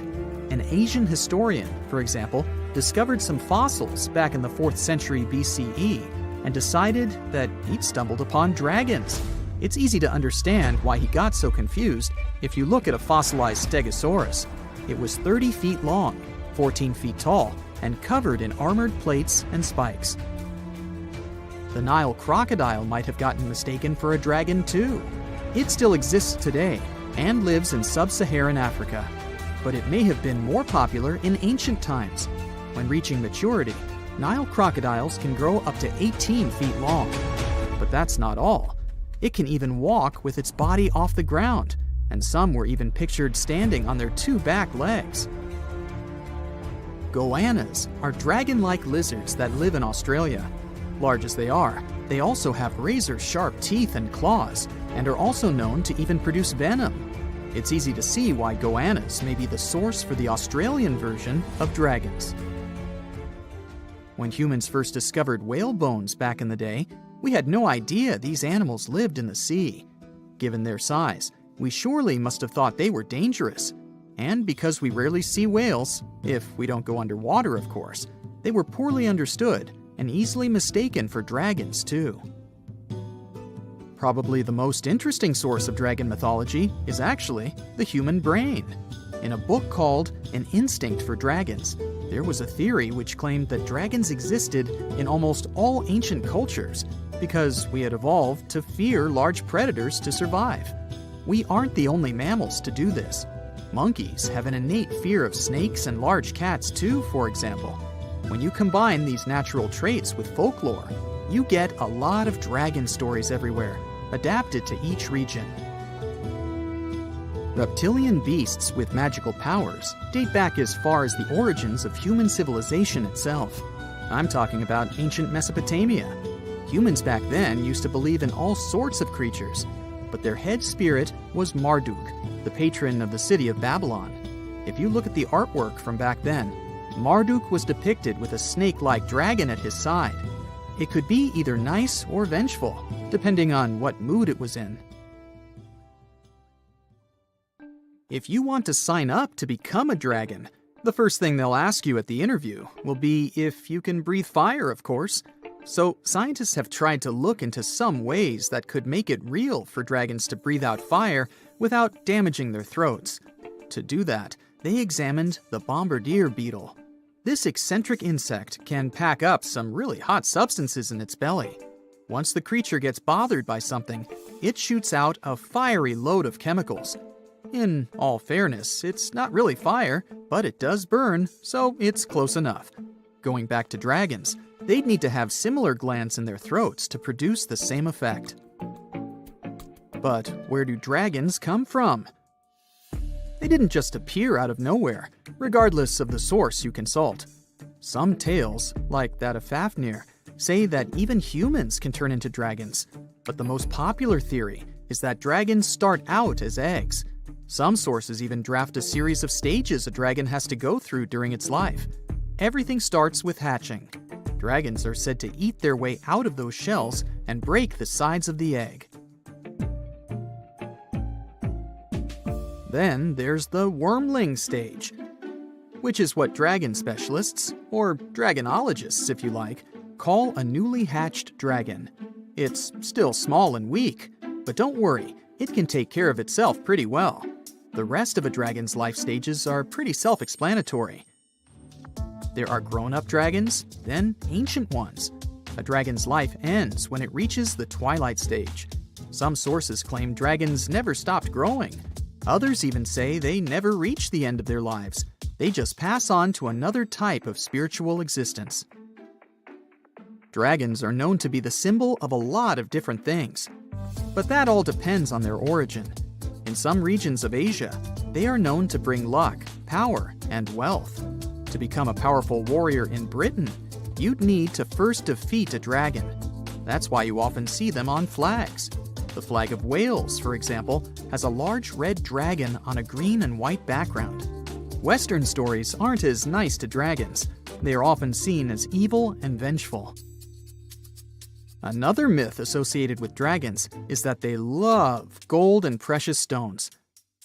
This greedy side of their temperament seems to date back to ancient Greece, where dragons were tasked with guarding treasures. Some of these guarding dragons were seen in such tales as The Hobbit and in the Harry Potter series. As for dragons' magical abilities, they also vary a lot. Some were said to have blood with supernatural properties. Some were rumored to be able to speak. Others were famous for their wisdom. A lot of dragons in ancient literature could fly or shapeshift, even into humans. Some real-life creatures got their names thanks to bearing a resemblance to dragons, like the dragonfly that has more than 5,000 subspecies we know about. It got its name from folklore tales, as Europeans in the Middle Ages saw it as an evil insect. Dragonflies were accused of some really nasty things, like biting people's eyes and mouths. But the creature that resembles mythical dragons most is a reptile called the flying dragon. They're seen in wooded areas of Southeast Asia. They don't really have wings, per se. but parts of their ribs are elongated to support some extra skin that allows them to leap through the air between trees. Those wings are also brightly colored and contrast with their brown bodies. Think you know what lurks in the depths of the ocean? While nearly 95% of our oceans haven't been explored yet, it's hard not to let your imagination run wild. But thanks to brave explorers, deep-sea cameras, and awesome archaeologists, we do know about some pretty incredible sea creatures living in our waters today, and millions of years ago. From the 9-foot spider crab to the 60-foot prehistoric Megalodon, these sea dwellers come in all shapes and sizes. But let's focus on sea creatures famous for their huge size. Can you guess which living species of whale is the largest? Well, it's not the orca, but that's a good guess. The orca is a toothed whale that can grow to anywhere from 23 feet to 32 feet, which is slightly smaller than a school bus. How about the narwhal? Nope, they're not the biggest either. These unicorns of the sea live mainly in Arctic waters and only grow 13 feet to 20 feet in length, and that's including their 9-foot tusk. Tired of guessing? Okay, I give in. The largest whale that still exists today is the blue whale. At a jaw-dropping 82 feet to 105 feet, the blue whale is not only the biggest whale we know of, but is currently the largest animal to have ever lived on Earth. Seriously. These animals are bigger than a T-Rex, and even the prehistoric Megalodon. If you were to put a blue whale next to a school bus, it would look like it could swallow it. Think about that. According to National Geographic, a blue whale's tongue can weigh the same as an elephant. And their hearts can weigh as much as a car. That doesn't even sound possible. It's no wonder these giants need to eat about 4 tons of krill every day. While there aren't too many animals living today that can compete with the blue whale's epic proportions, there is an entirely different species that is a good contender, and it's not quite what you would expect. It's a jellyfish. No, I'm not talking about the little jellyfish that wash up on the shore and ruin a perfectly good day at the beach. I'm referring to the lion's mane jellyfish, the biggest jellyfish around. This invertebrate can grow up to 120 feet long. They also come in different gorgeous colors like red, purple, or even shades of orange. As if their length wasn't impressive, the lion's mane jellyfish boast a whopping 8 sets of 70 to 150 tentacles. That means they can have up to 1,200 in total. And here's the giant oceanic manta ray, the largest type of ray in the world. Their wingspan can be longer than a bus. These guys can reach 30 feet in length. They also have the biggest brain compared to body size among all fish. Unlike their stingray cousins, mantas don't have venomous tails. And while the lion's mane jellyfish and the blue whale are yet to be beaten for the longest sea creature, there is one marine creature that can grow even larger in length. The Portuguese Physalia physalis, tentacles and all, can reach a length of 165 feet long, and that's according to mentalfloss.com. While this thing may look a lot like a jellyfish, it's actually known as a siphonophore, and there are hundreds and sometimes thousands of them that are genetically identical. Their long tentacles help the organism catch prey, and its sting is fatal to most animals, even humans in some cases. What's even creepier is that if one of the tentacles comes off the organism for whatever reason, it can float around the water for days before decomposing. Even if it's detached, this tentacle can still sting you. But don't go running out of the ocean just yet. Your chances of being hurt by a Portuguese Physalia physalis sting are pretty slim. However, if you do get stung, the side effects aren't pretty, with welts, stomach cramps, an elevated heart rate, and an upset stomach. While you don't want to go anywhere near these long creatures, they sure are pretty to look at. Check out all those colors. The Shastasaurus is the biggest marine reptile that has ever existed. These predators lived during the late Triassic period, about 210 million years ago. These amazing giants could reach lengths of up to 69 feet, and weighed more than 75 tons. This made the Shastosaurus as heavy as a blue whale. And if you could stand this creature up vertically, it'd be as tall as a 7-story building. Despite appearances, the Shastosaurus was actually pretty slim for its size. Its ribcage was only 6 feet across. You'd think that this big guy was chowing down on other dinosaurs, but that's not the case at all. This reptile survived on a diet that consisted of small fish and cephalopods, like octopuses and squids. The Albertonectes is a bright representative of the plesiosaur family, meaning that this marine reptile had a small head on an incredibly long neck and large flipper-like limbs that helped it move through the water. These creatures occupied the seas around North America 76 to 70 million years ago. The length of this sea monster could reach 38 feet, with its neck taking up 23 feet of that length. Its neck was a true record breaker. It had a whopping 76 bones in it. No other animal known to humankind has had so many vertebrae in its neck. Scientists aren't sure why they needed such a lengthy neck. They might have used it to collect shellfish off the seabed, or perhaps it helped them capture their main prey, fish and squids. This aquatic reptile also had gastroliths in its stomachs. Some of them were as big as 5.5 inches in diameter. The Tylosaurus belonged to the Mosasaur family. It dominated the shallow seas of North America about 85 to 80 million years ago. This was an enormous predator, with the biggest representatives reaching 45 feet in length. It had a narrow hydrodynamic body with a blunt, powerful head that the animal used to ram and stun its prey. Its body was equipped with agile flippers and a long tail decorated with a maneuverable fin. The Tylosaurus was a carnivore, and its diet included not only fish, turtles, and small sharks, but also other mosasaurs, plesiosaurs, and flightless birds. Meet Ophthalmosaurus. This prehistoric reptile thrived during the late Jurassic period and lived in oceans all over the world. Ophthalmosaurus weighed somewhere around 6,000 pounds and grew to approximately 16 feet long, according to newdinosaurs.com. That's about the same length as the beluga whale that exists today. It's too bad these guys went extinct before we had a chance to see them ourselves, as their cartoonish wide eyes and dolphin-like features are pretty darn cute. Of course, the Ophthalmosaurus evolved over time to become ophthalmologists, or eye doctors that we know today. No, that's just a lie. Just testing you.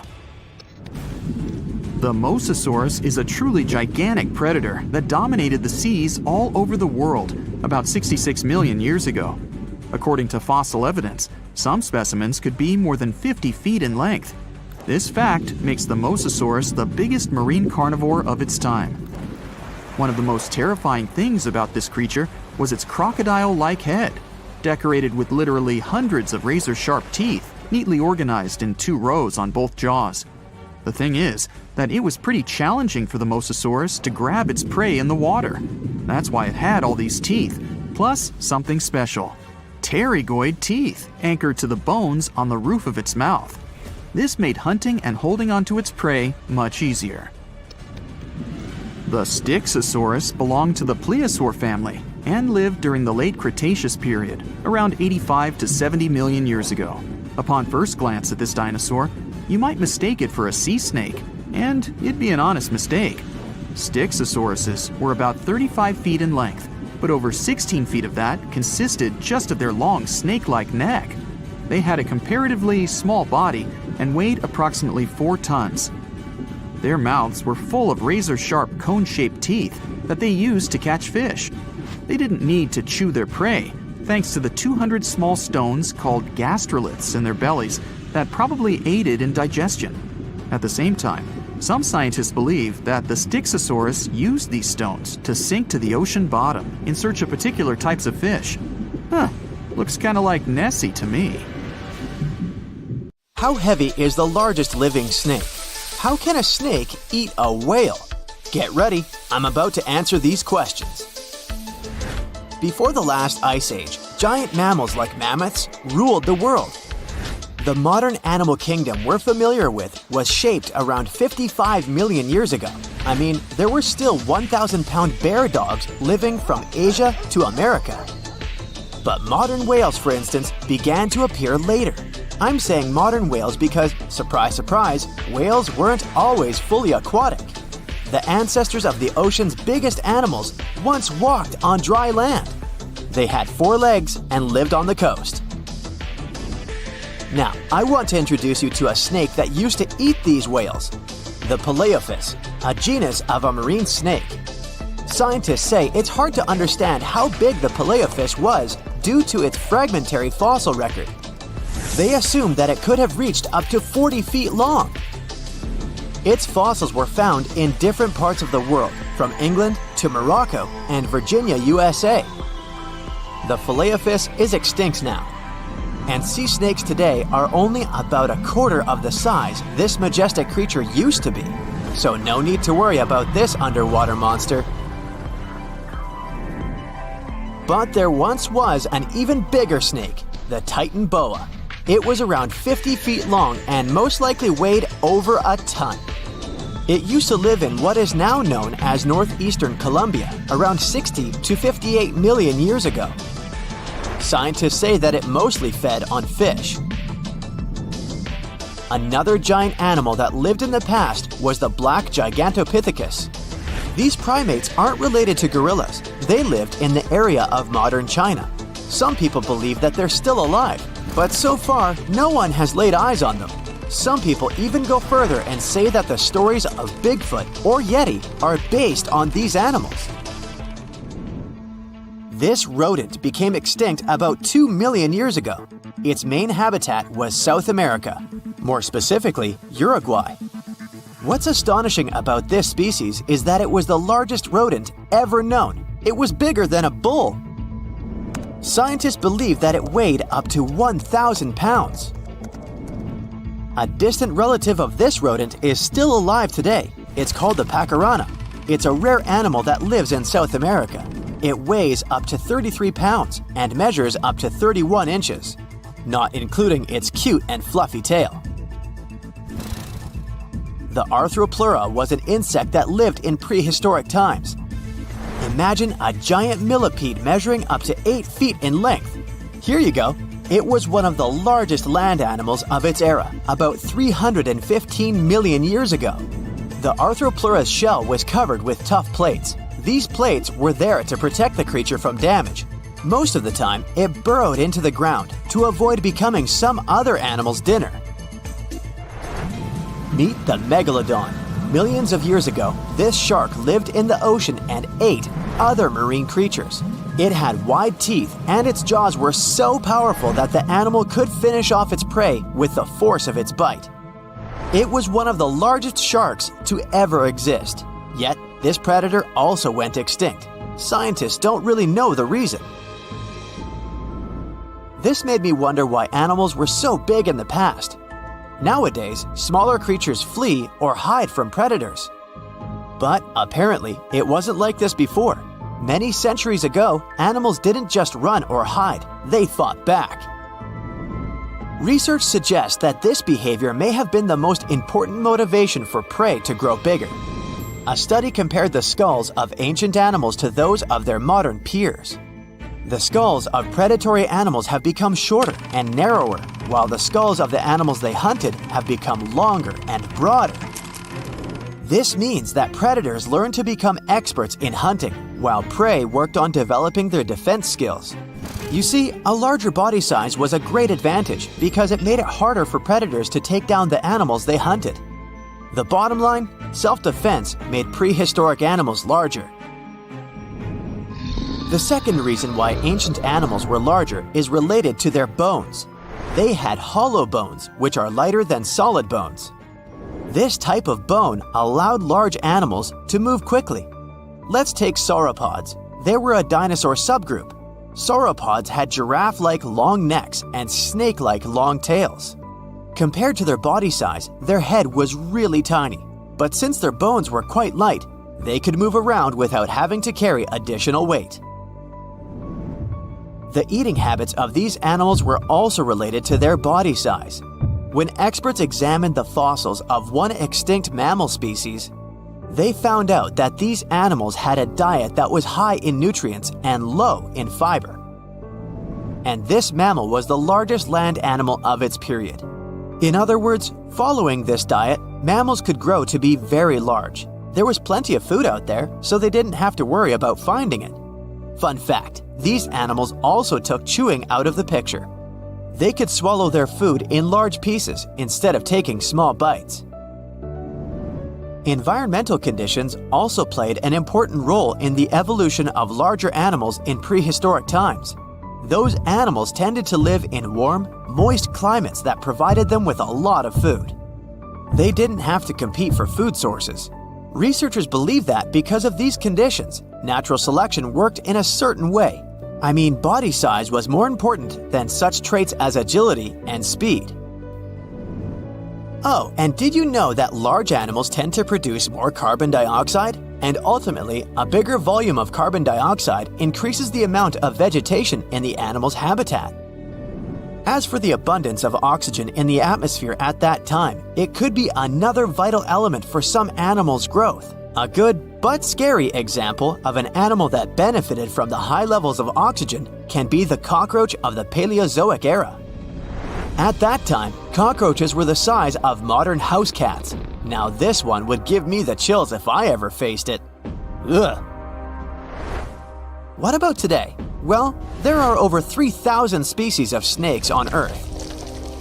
The smallest snake in the world is the Barbados thread snake. It's only around 4 inches long when fully grown, and the largest one? It's the reticulated python. This snake reaches around 20 feet in length. The longest python was discovered in 1912. It measured 32 feet long. As for the largest and heaviest reticulated python, it was named Medusa. Medusa was approximately 25 feet long and weighed 350 pounds. These reptiles lived in Southeast Asia in rainforests, woodlands, and grasslands. Don't be confused though, the reticulated python isn't the heaviest snake in the world. This title belongs to the green anaconda. It weighs approximately 500 pounds. Green anacondas are found in South America and Trinidad in damp, humid areas. I have a bonus for you. Here is a flying snake. You can find these snakes in Southeast Asia. They don't fly like birds, of course, but they do use the power of flight. They can go as high as 300 feet. They leap from tree branches into the air. Once they take off, it's all about aerodynamics.